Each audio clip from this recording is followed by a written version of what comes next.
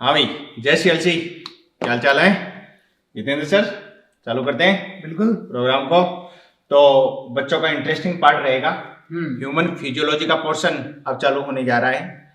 इसमें आपको जो है 6 टॉपिक में 3 पोर्शन करवाएंगे हम। Digestive system, respiratory system, circulatory system. इसके बाद अगला पोर्शन आएगा एनिमल फिजियोलॉजी, सेकेंड वाला पार्ट। ये फर्स्ट वाला पार्ट चलेगा जिसमें डाइजेशन, रेस्पिरेशन और सर्कुलेशन, इन तीनों की अपन बात करते हैं। आज 19 नवंबर है और 19 नवंबर को 9:30 बजे ये वीडियो आपको मिल रहा है। बायोलॉजी का 15/90 रहेगा। गुरु नीति अपने आप में एक श्रेष्ठतम अल्टीमेट मैटर जो है सीएलसी के द्वारा आपको प्रोवाइड करवाया जा रहा है। और जैसा हम पहले भी लेक्चर में बता चुके हैं कि यतेंद्र सर अगर बाबा ने चाहा तो नीट 2021 का पेपर इस गुरु नीति से बाहर नहीं होगा। बिल्कुल। ये आपको फिजिक्स के, केमिस्ट्री के और बायोलॉजी के गुरु नीति वीडियो जो हैं, ये टोटल 180 वीडियो के थ्रू हम कंप्लीट एनसीईआरटी 11th और 12th की आपके सामने जो है वो रख देंगे। और आपको पता है नीट का पेपर जो है वो कंप्लीटली एनसीईआरटी में से ही बनना है। इधर जेई के बच्चों के लिए भी एक खुशखबरी रही थी। हाँ, कल से स्टार्ट होगा। हाँ, जो मेडिकल के बच्चे हैं उनके कोई छोटे भाई बहन हैं जो जेई की प्रिपरेशन कर रहे हैं, तो गुरु नीति फॉर जेई वो भी जो है चालू कर दिया गया है। ठीक है, तो बिना किसी विलंब किए बढ़ते हैं। आइए, डाइजेशन, रेस्पिरेशन, सर्कुलेशन जो फिजियोलॉजी पार्ट फर्स्ट है उसकी बात करते हैं। पहला question, some animal re-engulf their faecal matter, अपने ही फेकल मैटर को खा जाते हैं।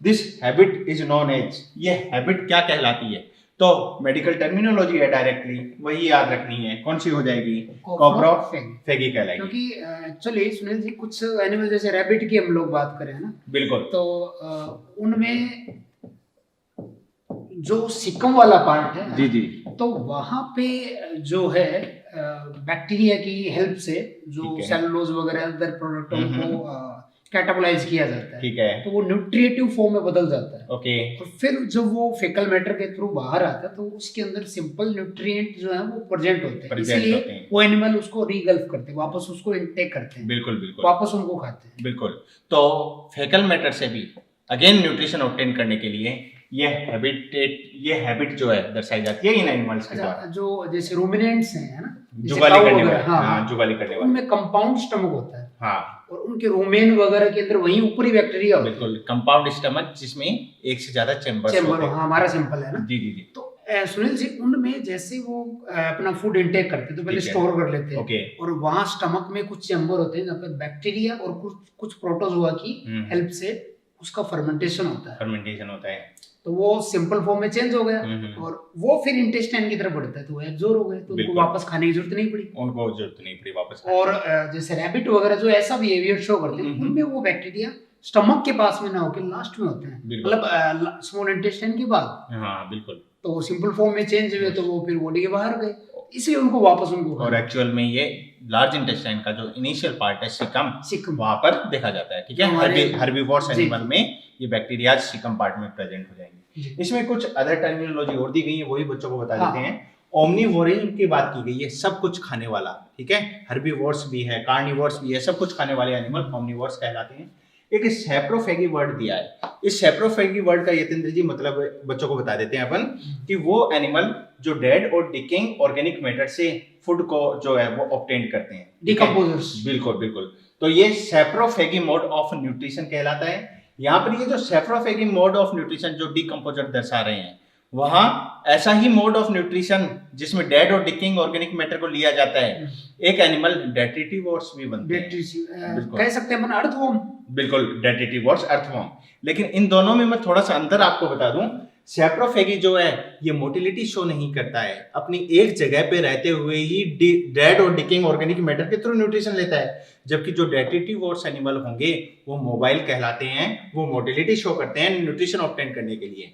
तो ये सैप्रोफेगी मोड ऑफ न्यूट्रिशन दर्शाने वाले एनिमल किस प्रकार के हो जाएंगे? सेसाइल कहलाएंगे, इनमें मोटिलिटी नहीं पाई जाएगी। तो मोड ऑफ न्यूट्रिशन कहां से हो जाएगा? Dead and decaying organic matter.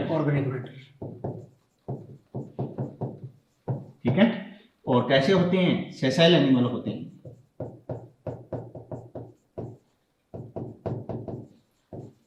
सेशल animal के द्वारा शो ऐसा किया जाता है, जबकि डेटिटिव वर्ड्स जो है वो मोटिलिटी शो करने वाले एनिमल के द्वारा। तो बढ़े आगे, तो नेक्स्ट क्वेश्चन रहेगा, ये हो गया सेमी पैरासिटिज्म, इसमें पैरासाइट भी है और इसके एडिशन में न्यूट्रिशन ऑब्टेन और कहां से कर सकता है ये पैरासिटिज्म के अलावा, मतलब completely mode of nutrition parasite नहीं है, ठीक है, उसके अलावा भी मोड ऑफ न्यूट्रिशन ऑब्टेनिंग के मेथड्स पाए जाते हैं, ठीक है।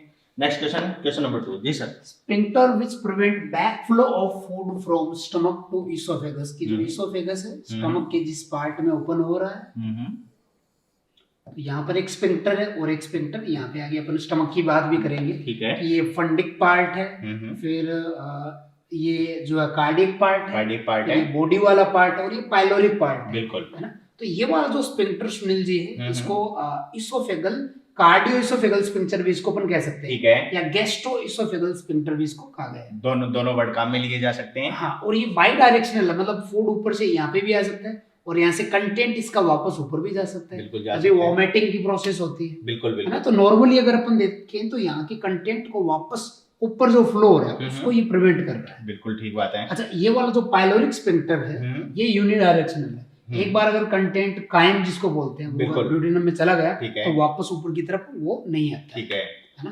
तो यही इसमें पूछा जा रहा है कि sphincter which prevent backflow of food from stomach to oesophagus, तो हमारा इसके अंदर हो जाएगा कि जो इसके आपके कार्डियक पार्ट में जो है, बिल्कुल कार्डियक, तो ये कौन सा रीजन हो जाएगा, कार्डियक, ठीक है। तो स्फिंक्टर का नाम बताना है, वो स्फिंक्टर कौन सा हो गया अपना, कार्डियक कहला गया। यहाँ यतेंद्र जी एक वर्ड काम में आता है, हर्ट बर्न, वही बच्चों को बता देते हैं, ठीक है। तो बच्चों एक वर्ड है हर्ट बर्न, इसको मिटा देते हैं, स्पेलिंग मिस्टेक है थोड़ी।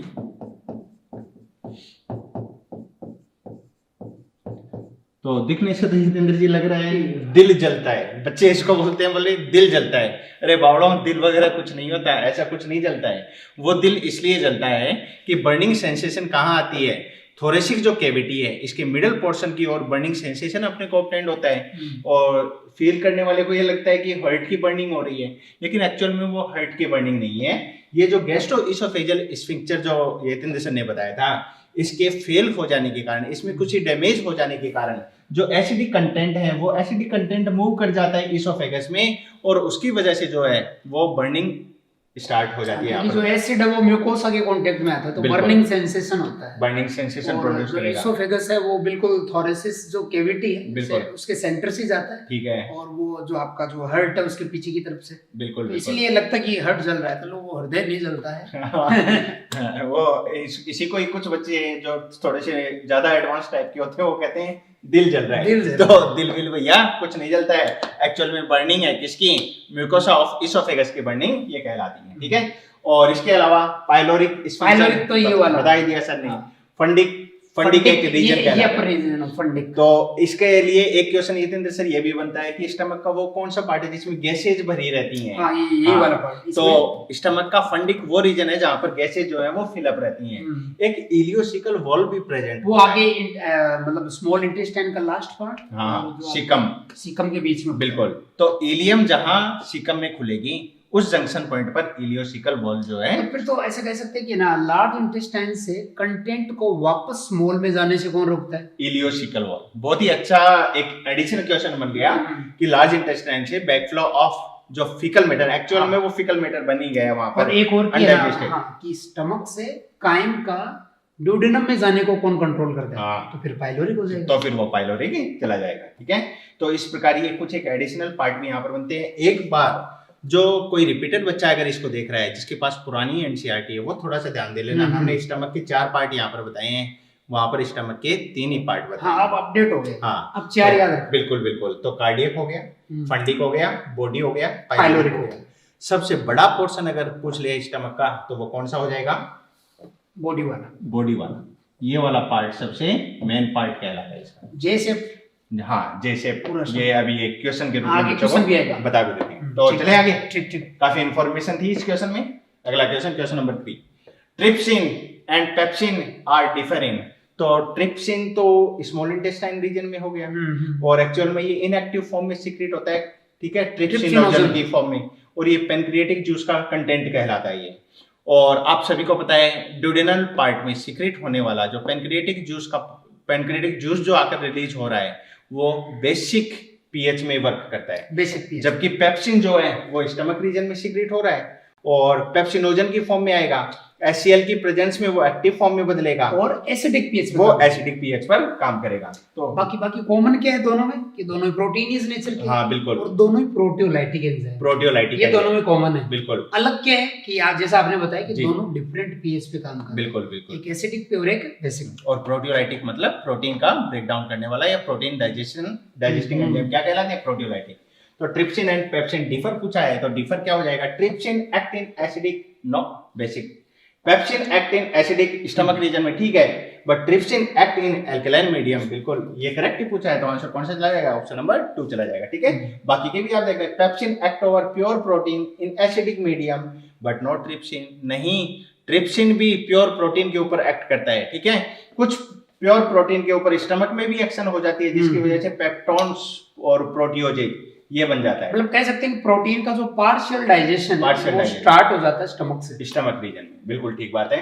Both function at similar pH, similar क्यों, एक एसिडिक है और एक बेसिक है। एसिडिक कौन सा है, पेप्सिन, बेसिक कौन सा है, ट्रिप्सिन। ओके, नेक्स्ट क्वेश्चन की ओर मूव करें जी। Question number 4, structure that prevent intestine which is that present, अच्छा sorry structure that present in intestine which is absent in stomach. ठीक है, स्टमक के अंदर मतलब इंटेस्टाइन में ऐसा क्या है जो स्टमक में नहीं है, स्टमक में नहीं है। तो जैसे यहाँ पर अपन देखें कि अगर पूरी एलिमेंट्री कैनाल का क्रॉस सेक्शन ले तो उसमें सबसे बाहर शिरोसा है, फिर अंदर मस्कुलरिस, फिर सब म्यूकोसा और फिर म्यूकोसा, तो ये तो सब जगह है, और फिर ल्यूमन आ जाएगा। जी जी जी, फिर ल्यूमन। बाकी है ना ये है कि मस्कुलरिस वाले पार्ट में कुछ डिफरेंस है कि स्टमक में additional oblique muscles, oblique circular और लॉन्गिट्यूडनल के अलावा। और यहाँ एक इन्फॉर्मेशन और भी बच्चों को दे देते हैं कि मोस्ट डेवलप्ड अगर मस्कुलरिस पूछ लिया जाए तो स्टमक वाला हो जाएगा, क्योंकि वहाँ सर्कुलर होती है, लॉन्गिट्यूडनल मसल होती है, ऑब्लिक मसल भी पाई जाती है। बिल्कुल बिल्कुल, ठीक है।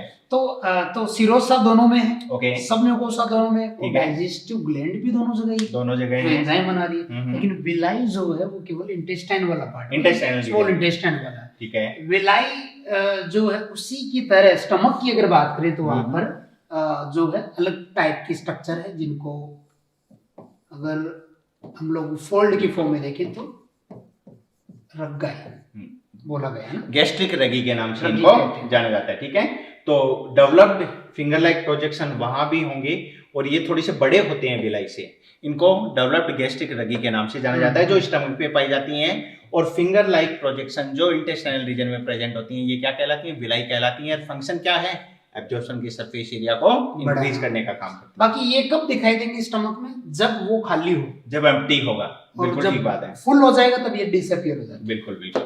तो आंसर कौन सा चला जाएगा अपना, विलाई चला जाता है। ठीक है, इंटेस्टाइन में, लेकिन स्टमक में नहीं पाया जाएगा। नेक्स्ट क्वेश्चन नंबर 5 रहेगा, athlete Uptake which substance for the instant energy, तुरंत एनर्जी चाहिए। और तुरंत एनर्जी, वो एक गांगुली का एड भी आया करता था पहले, बोले ग्लूकोन डी, तुरंत एनर्जी केवल किससे प्राप्त हो सकती है, ग्लूकोन डी से। तो ग्लूकोज इनटेक किया और तुरंत एब्जॉर्ब हुआ, डाइजेस्ट होने की जरूरत नहीं पड़ी। और वो सिंपलेस्ट फॉर्म सैकराइड की कौन सी कहलाती है, ग्लूकोज कहलाती है। यूनिवर्सल फ्यूल के नाम से भी जाना जाता है। Very good.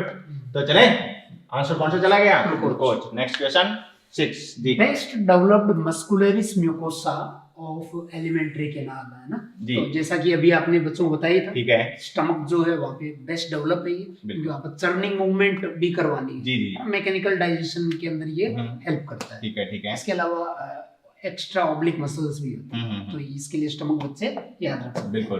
तो कौन सा चला जाएगा, बेस्ट डेवलप कौन सी हो जाएगी, और स्टमक हो जाएगी। इसमें थोड़ा सा मैं एक क्रॉस सेक्शन के थ्रू बता देता हूँ। ये अपनी बाहर वाली लेयर हो जाएगी यतेंद्र सर, कौन सी,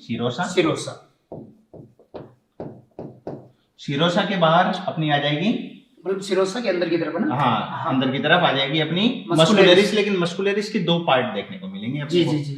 बाहर वाला तो कहलाएगा लॉन्गिट्यूडनल मसल वाला लेयर, क्यों यतेंद्र सर जी, और अंदर वाला जो है वो कौन सा हो जाएगा, वो सर्कुलर हो जाएगा, वो सर्कुलर मसल लेयर इस प्रकार से पाई जाएंगी। ठीक है। अब इसी को ही मैं अगर डिवाइड करता हूँ किस रूप में, कि ये स्टमक पार्ट है, और इसके ये इधर वाला इंटेस्टाइन रीजन हो जाएगा। तो इंटेस्टाइनल रीजन में तो केवल मस्कुलरिस में यही मिलेगा, लेकिन जो स्टमक वाला पार्ट है, ये स्टमक की मैं बात कर रहा हूं, स्टमक वाले पार्ट में जो सर्कुलर है उसके भी अंदर की ओर क्या पाई जाती है, ओब्लिक मसल लेयर और प्रेजेंट होती है। तो मोस्ट डेवलप्ड मस्कुलरिस कहां पर हो जाती है, स्टमक रीजन। क्यों, चले आगे। क्वेश्चन नंबर 7 बच्चों, narrow distal end of stomach is called. अभी यतीन्द्र सर ने एक खूबसूरत सा डायग्राम आपके सामने बनाया था, और फिर से एक बार बना देते हैं आपके सामने। ये बॉडी पार्ट हो गया, और नैरो डिस्टल पार्ट पूछा है। डिस्टल मतलब पीछे वाला या दूर वाला। तो स्टार्टिंग कहां से थी, माउथ से चले थे, फिर इसोफेगस आया था। तो दूर वाला स्टमक का कौन सा कहलाएगा, ये वाला पार्ट कहलाएगा। और इस वाले पार्ट को अपने क्या बोला था, पाइलोरिक पार्ट। क्यों, यहाँ पर ग्लैंडुलर पार्ट नहीं है, मतलब ग्लैंड्स नहीं है जो गैस्ट्रिक जूस वगैरह बने। बाकी जो फंडस है और बॉडी वाला पार्ट है उसमें गैस्ट्रिक ग्लैंड होती है। बिल्कुल बिल्कुल। तो नैरो डिस्टल एंड कौन सा बन जाएगा, पाइलोरिक। ऑप्शन नंबर 4 चला जाएगा। Next question 8, HCl is for pepsinogen, मतलब कह रहा है कि ना जो स्टमक है उसमें जाइमोजन, पेप्सिनोजन इनएक्टिव एंजाइम, ठीक है, को एक्टिव करने में HCl इन्वॉल्व है। ओके, HCl पेप्सिनोजन को पेप्सिन में चेंज कर देती है। तो उसी तरीके से फिर एंटेरोकाइनेज किसके लिए, enterokinase Sunil ji, small intestine में या डुओडेनम में सेल्स के साथ मेम्ब्रेन बाउंड एंजाइम है। अगर क्वेश्चन पूछ ले कि which one is a membrane bound enzyme, तो ये मेम्ब्रेन से जुड़ा हुआ है, ठीक है। बाकी एंजाइम फ्री होते हैं। तो ये मेम्ब्रेन बाउंड एंजाइम जो है वो पैनक्रियाटिक जूस से आने वाले ट्रिप्सिनोजन को ट्रिप्सिन में चेंज करते हैं, ट्रिप्सिन में कन्वर्ट करते हैं। वो ट्रिप्सिन फिर काइमोट्रिप्सिनोजन को काइमोट्रिप्सिन में चेंज करते हैं, ठीक है। प्रो कार्बोक्सी पेप्टाइडेज को कार्बोक्सी पेप्टाइडेज में कन्वर्ट करते हैं। तो वो ये वाला जो है वो रिलेटेड हो जाएगा किससे, ट्रिप्सिनोजन से, ठीक है। तो पेप्सिनोजन के ऊपर जैसी एक्शन हुई HCl की, उसी प्रकार ये पूछ रहे हैं कि एंटेरोकाइनेज किसके ऊपर एक्ट करेगा, तो किसको एक्टिवेट करेगा वो, तो वो इनएक्टिव फॉर्म ऑफ ट्रिप्सिन को एक्टिवेट करेगा, ट्रिप्सिनोजन को एक्टिवेट कर जाएगा। क्यों जी। और यतीन्द्र सर ने बहुत ही अच्छी बात बताई है, मेम्ब्रेन बाउंड एंजाइम अगर पूछे तो वो कौन सा कहलाएगा, एंटेरोकाइनेज ड्यूडेनल रीजन, ठीक है। तो नेक्स्ट क्वेश्चन नंबर 9 रहेगा, lactose is formed by combination of, ठीक है। तो लैक्टोज किसके कॉम्बिनेशन से बनता है, तो ग्लूकोज एंड गैलेक्टोज के कॉम्बिनेशन से लैक्टोज का फॉर्मेशन होता है। ये आपको इंफॉर्मेटिव रूप से याद रखना ही पड़ेगा, डाइसैकेराइड, हाँ डाइसैकेराइड फॉर्म है। और इन डाइसैकेराइड का डाइजेशन डाइसैकेराइडेज करते हैं, जो कि सकस एंटेरिकस का पार्ट है। मतलब है फिर इसके डाइजेशन के लिए लैक्टेज इन्वॉल्व है ना, बिल्कुल, क्योंकि डाइसैकेराइड जैसा होगा वैसे ही एंजाइम का नाम हो जाएगा। फॉर एग्जांपल डाइसैकेराइड अगर माल्टोज है तो एंजाइम कौन सा हो जाएगा, माल्टेज। तो ये जितने भी डाइसैकेराइडेजेज हैं ये किसका पार्ट, सकस एंटेरिकस का। And what is succus entericus, intestinal juice is known as succus entericus. क्यों, और बच्चों को एडिशनली बताते हैं, ग्लूकोज प्लस ग्लूकोज ये किससे ऑब्टेन्ड हुआ था, मतलब माल्टोज, ये माल्टोज से। तो डाइसैकेराइड शुगर कौन सी थी, वो माल्टोज से ऑब्टेन्ड। 2 यूनिट कौन सी कहलाती है, ग्लूकोज। और ग्लूकोज प्लस फ्रक्टोज ये किससे हो जाएगा अपना, ये सुक्रोज से, ये अपना सुक्रोज से ऑब्टेन्ड होने वाला कहलाता है। फ्रक्टोज प्लस ऐसा कुछ होता नहीं, ऐसा कुछ होता नहीं है, ये केवल कंफ्यूज करने के लिए आपको दिया गया है। तो ये जो तीनों ही चीजें हैं ये एनसीईआरटी की ही रिएक्शन में दे रखी हैं, डाइजेस्टिव रिएक्शन के दौरान इनको दिखा रखा है। लैक्टोज जो मिल्क शुगर है जो मिल्क में होती है, हाँ, तो एडिशनल इंफॉर्मेशन के रूप में आप याद रख लें, ये जो लैक्टोज की बात की है इन्होंने, जिससे डाइजेशन से, लैक्टेज के डाइजेशन से ग्लूकोज प्लस गैलेक्टोज अपने को ऑब्टेन्ड होता है, ये एक मिल्क शुगर कहलाती है, ठीक है। और इसको थोड़ा सा कंफ्यूज मत हो, ये याद रख लो, यतीन्द्र सर माल क्या, माल तो ग्लूकोज, और ज्यादा माल कौन सा होगा, ग्लूकोज प्लस ग्लूकोज।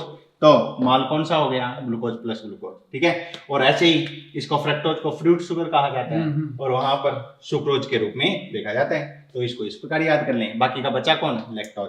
तो जहां भी कंफ्यूजन होता है ना इन चीजों में, उनको किसी ना किसी ट्रिक के थ्रू उससे ये रिलेट करके अपना जो भी है बना के याद रखो। हाँ, क्योंकि सिली मिस्टेक्स नहीं करनी है एक्चुअल में। और जैसा मैंने इनको पहले भी बताया था, माइनर पेपर में तो ये सिल्ली होती है और ये नीट के एग्जाम में फिर सिल्ला बन जाता है। चले आगे। तो नेक्स्ट क्वेश्चन नंबर 10 जी sir. Intestine of herbivorous as compare to carnivorous. Carnivorous जो होते हैं सुनील जी, वो मीट वगैरह इंटेक करते हैं ना, ठीक है। और मीट मतलब एनिमल टिश्यू का डाइजेशन काफी सिंपल होता है, बिल्कुल। एनिमल टिश्यू में जो है सेल्स का ईसीएफ के साथ कनेक्शन होता है, okay. ECM extra cellular matrix, plant cell की तरह कोई मिडल लैमेला नहीं है, ठीक है, सेल वॉल नहीं है, ओके। तो compare to plant tissue animal tissue का डाइजेशन इजी है, ठीक बात। और अगर डाइजेशन इजी है तो फिर उस एनिमल को इंटेस्टाइन की लेंथ को, उस एनिमल में इंटेस्टाइन की लेंथ का लंबा होने की जरूरत नहीं है, अनिवार्य नहीं है, नेसेसरी कंडीशन नहीं है कि हर्बीवोर्स एनिमल के केस में लेंथ लंबी होना जरूरी है। और हाँ, हर्बीवोर्स जो होते हैं जो प्लांट टिश्यू को इंटेक कर रहे हैं जैसे गाय वगैरह, बिल्कुल, तो उसमें प्लांट टिश्यू काफी स्ट्रॉन्ग होते हैं, डाइजेशन में भी हाँ टाइम लगता है, उसमें सेलुलोज, हेमिसेलुलोज, लिग्निन, पैक्टिन होते हैं, तो टाइम टेकिंग होता है उनका डाइजेशन का प्रोसेस, इसलिए उनकी इंटेस्टाइन लंबी होती है। बिल्कुल ठीक बात है। हर्बीवोरस में लंबी है और कार्निवोरस में छोटी, शॉर्टर इंटेस्टाइन कहलाती है। तो रीजन क्या हो जाएगा इंटेस्टाइन और herbivores as compare to carnivores, किस प्रकार की कहलाएगी? हर्बीवोर्स में सेलुलोज का डाइजेशन होना है, मोर टाइम टेकिंग प्रोसेस कहलाएगा, तो लॉन्गर होनी चाहिए। Option number second. चले आगे जी, question number 11। Food is one of the basic requirement of all living organism. सभी जानते हैं भैया, सबसे पहली प्राथमिकता रोटी ही कहलाती है। वो मूवी भी है, रोटी कपड़ा और मकान, रोटी कपड़ा, तो ये प्राइमरी नीड्स कहलाती हैं। तो उसमें रोटी को पहले ही रखा है, हाँ उसमें रोटी को, तो फूड जो है वो प्राइमरी और बेसिक रिक्वायरमेंट बनती है। Major component of our food are क्या कहलाते हैं? कार्बोहाइड्रेट हो गए, प्रोटीन हो गया, फैट हो गया, और ऐसे ही एनसीईआरटी की ही लाइन की मैं बात कर रहा हूँ, मिनरल्स हो गए, विटामिन हो गए, ये स्मॉल कंटेंट में पाए जाते हैं, क्योंकि मेजर मतलब जिनसे एनर्जी मिले, जिनसे एनर्जी ऑब्टेन हो। तो कौन सा? कार्बोहाइड्रेट, प्रोटीन एंड फैट, ये चला जाएगा। ठीक है, पहले पेट दूजा फिर काम दूजा, बिल्कुल ठीक बात है। तो विटामिन एंड मिनरल्स ये स्मॉल अमाउंट में हो जाएंगे। ठीक है, यहाँ पर हार्मोन्स जो है ये प्रेजेंट ही नहीं होगा इसमें। ठीक है, तो चले आगे क्वेश्चन नंबर 12। जी सर।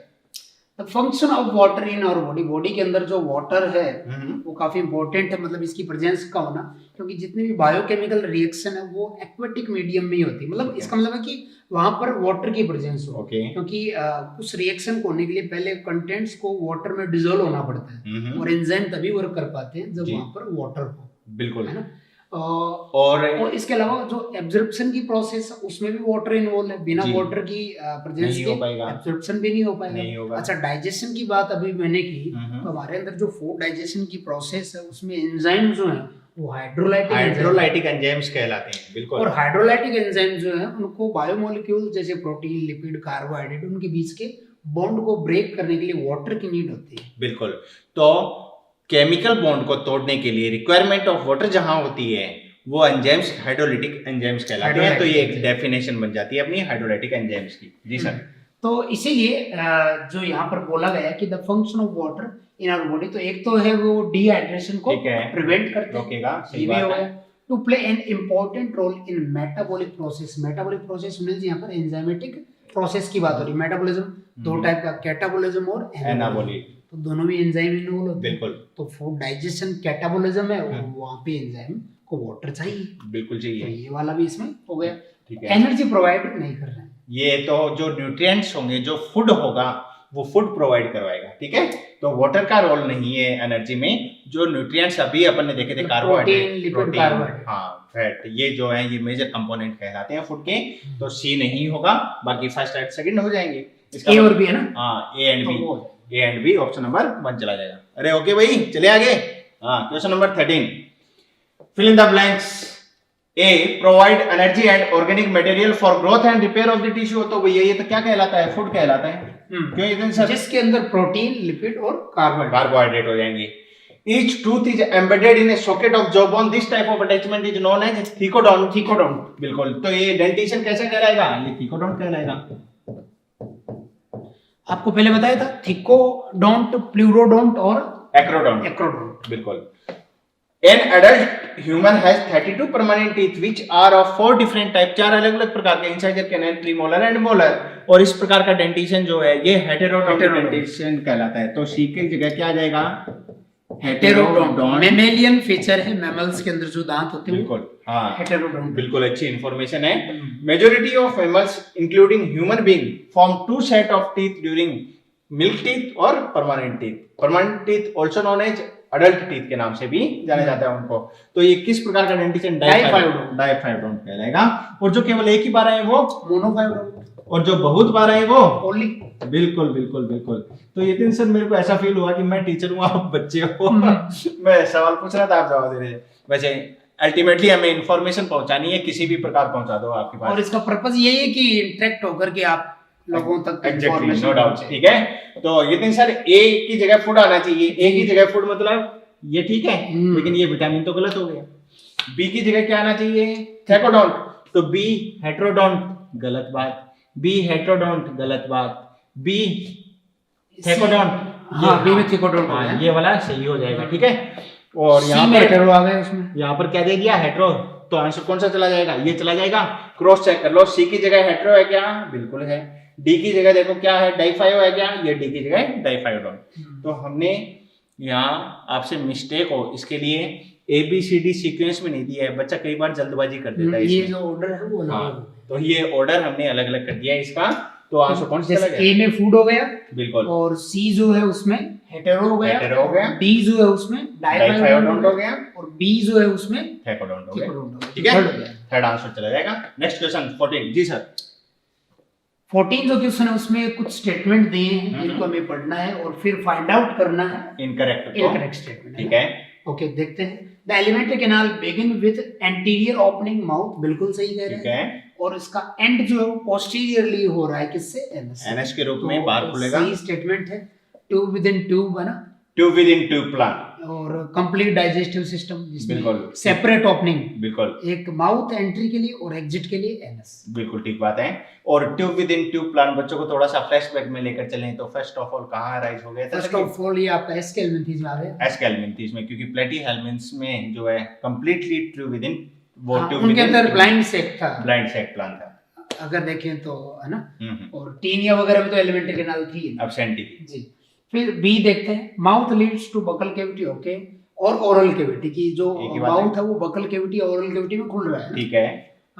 फिर the oral cavity has number of teeth, बिल्कुल सही है। अलग अलग टाइप के टीथ अलग अलग होते हैं, मस्कुलर टंग होती है, but 3 pair of salivary gland are present outside of buccal cavity. NCERT की लाइन की अगर मैं बात करूं तो just outside the oral cavity, और जस्ट आउटसाइड का मतलब ये जो चिक वाला पार्ट हो गया या ये जो फ्लोर वाला पार्ट हो गया, यहाँ पर ये इसकी बकल कैविटी की जो वॉल है, जो दीवार बनेगी वहां पर, वहां पर प्रेजेंट हो जाएगी। तो ये थोड़ा सा अच्छा एक इसको स्टार लगा लेना, बहुत इंपॉर्टेंट बात है। यहाँ से क्वेश्चन बार बार गलत भी होता है। स्टेटमेंट में जस्ट आउटसाइड ओरल कैविटी दे रखा है या फिर केवल बात कर रहा है कहाँ पे कि ओरल कैविटी में। तो स्टेटमेंट तो ये तो चालू हुआ था कि mouth leads to buccal cavity, और बकल कैविटी में क्या क्या होता है, तो बकल कैविटी में ये तो नहीं होता। तो ये तो क्या हो गया इतने सर? रॉन्ग जी सर। फिर the first set of teeth is called temporarily milky teeth, बिल्कुल सही है, यहाँ तक सही है। और adult teeth, no no no, ये गड़बड़ हो गया। Which is replaced by permanent, तो चलो ठीक है, लेकिन ये गड़बड़ कर दिया इसने। बिल्कुल डेसिडुअस टीथ जो है वो टेम्परेरी को ही कहा गया है, ठीक है ना।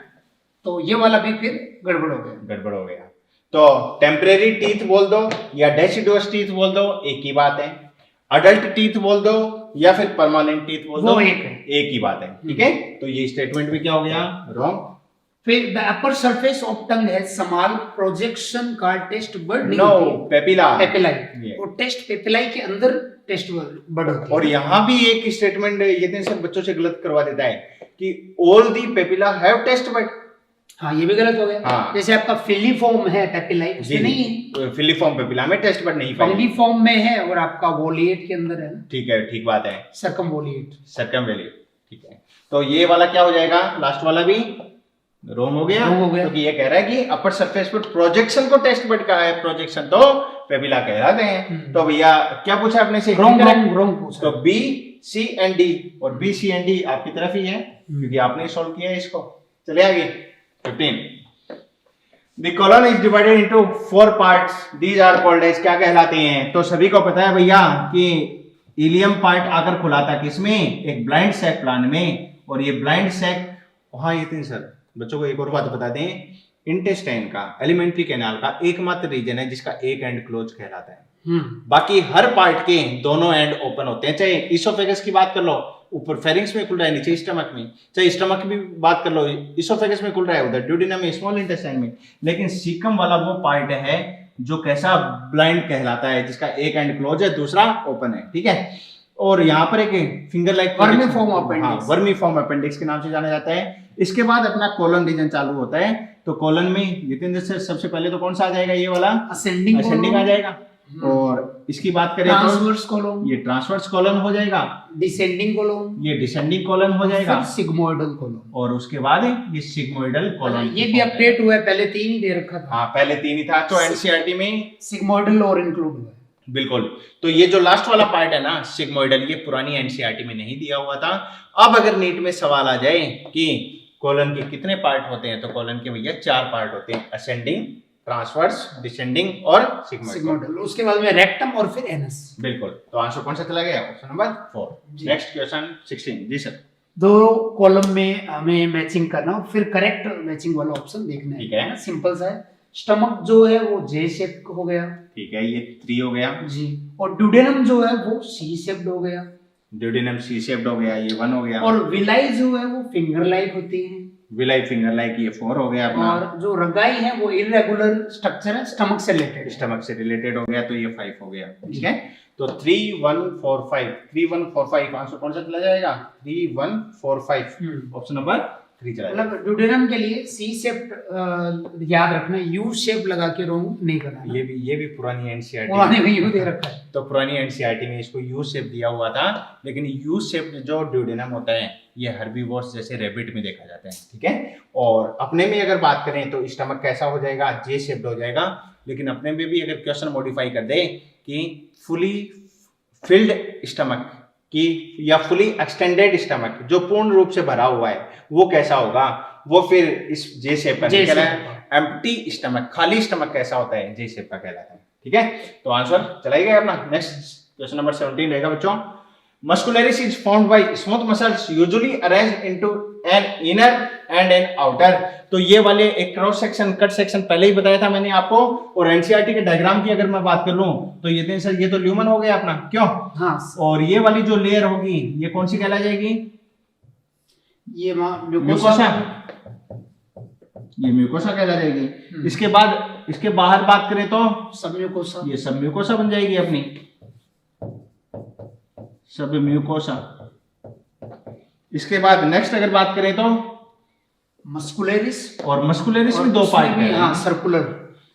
तो याद रख लेना, अंदर तो कैसा? सर्कुलर, और ये टेंशन बाहर कैसा? लॉन्गिट्यूडनल, बाहर लॉन्गिट्यूडनल हो जाएगा। एंड फाइनली सबसे बाहर सिरोसा हो जाएगा, सबसे आउटर मोस्ट ये सिरोसा हो जाता है। सबसे बाहर सिरोसा, फिर मस्कुलरिस, मस्कुलरिस में आउटर लॉन्गिट्यूडनल है, बिल्कुल, और इनर सर्कुलर, बिल्कुल, और फिर सब म्यूकोसा और फिर म्यूकोसा, बिल्कुल, और म्यूकोसा के अंदर भी फिर ल्यूमिना, ये अंदर ही अंदर ल्यूमन हो जाता है। यहाँ भी ये सर बच्चों गड़बड़ हो जाती है, बाहर कौन सी अंदर कौन सी। हाँ, ये वाला याद रखो। तो इसको ऐसे इस प्रकार मैंने जब मैं इनके लेवल पे था तो मैंने ऐसे याद किया था इसको कि घर के अंदर रहेंगे तो सर्कुलर फॉर्म में जो है वो रजाई ओढ़ के सोते रहेंगे, लेकिन अगर घर से बाहर जाना होगा तो भाई लॉन्गिट्यूडनली चलकर ही जाना होगा आपको। ठीक है, तो बॉडी की लेंथ अपने को बढ़ानी होगी, इरेक्ट होकर जाना ही होगा, और सर्कुलर मैनर में घर के अंदर, अंदर मतलब इनसाइड और बाहर मतलब लॉन्गिट्यूडनल हो जाएगा। क्यों? यहाँ की घर के अंदर रहे सर्कल में तो सुरक्षित रहोगे, ठीक है, और बाहर जाओगे तो लंबे हो जाओगे। बिल्कुल ठीक बात है, और इसको कोरोना से भी रिलेट करके फिर लंबे हो जाओगे। हाँ, तो घर पे रहें, सुरक्षित रहें, मास्क का उपयोग करते रहें। चले आगे, सुरक्षा के घेरे में। बिल्कुल ठीक बात है। तो इतने तो सर पहले क्या पूछा है इसमें? इनर सर, इनर तो कैसी होनी चाहिए? सर्कुलर और आउटर लॉन्गिट्यूडनल। तो ऑप्शन नंबर फर्स्ट चला जाएगा। Next question 18। जी sir. Layer of cells that secrete enamel. Enamel जो है वो हमारे टीथ का आउटर व्हाइट पार्ट है जो काफी हार्डेस्ट है, इसको बॉडी का सबसे कठोर पदार्थ भी बोलते हैं, हार्डेस्ट सब्सटेंस, हार्डेस्ट टिश्यू, तो वो बोन हो गया, बोन हो जाएगा वो। और ये एक्टोडर्मल है जो एमिलोब्लास्ट सेल जो है उनके थ्रू बनता है। ठीक है, तो जैसा कि सर ने टीथ का डायग्राम बनाया है उसमें रिप्रेजेंट भी किया है, सबसे बाहर वाले ये तो हो जाएगा एनेमल, हार्ड चेविंग सरफेस ये हो जाएगा डेंटाइन मेसोडर्मल है ना सुनील जी? बिल्कुल, ये मेसोडर्मल पार्ट कहलाएगा। ओडोंटोब्लास्ट सेल बनाती है, बिल्कुल बिल्कुल। और ये जो है ये पल्प कैविटी। अब यहां पर एक चीज याद रख लेना कि पल्प कैविटी, यहां जो सेल्स प्रेजेंट होंगी ये तो कहलाएंगी ओडोंटोब्लास्ट सेल्स, ओडोंटोब्लास्ट सेल। ठीक है, और यहाँ जो डेंटाइन के पेरिफेरी की ओर जो सेल्स प्रेजेंट होंगी कितने सर, एमिलोब्लास्ट, ये एमिलोब्लास्ट सेल कहला जाती है।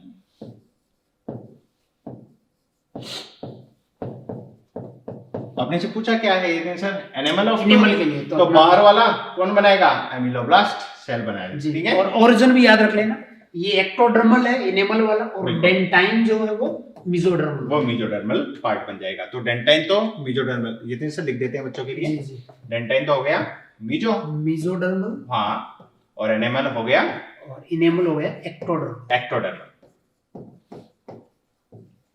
ठीक है बच्चों। तो आंसर कौन सा चला गया, ऑप्शन नंबर 2। चले नेक्स्ट जी sir.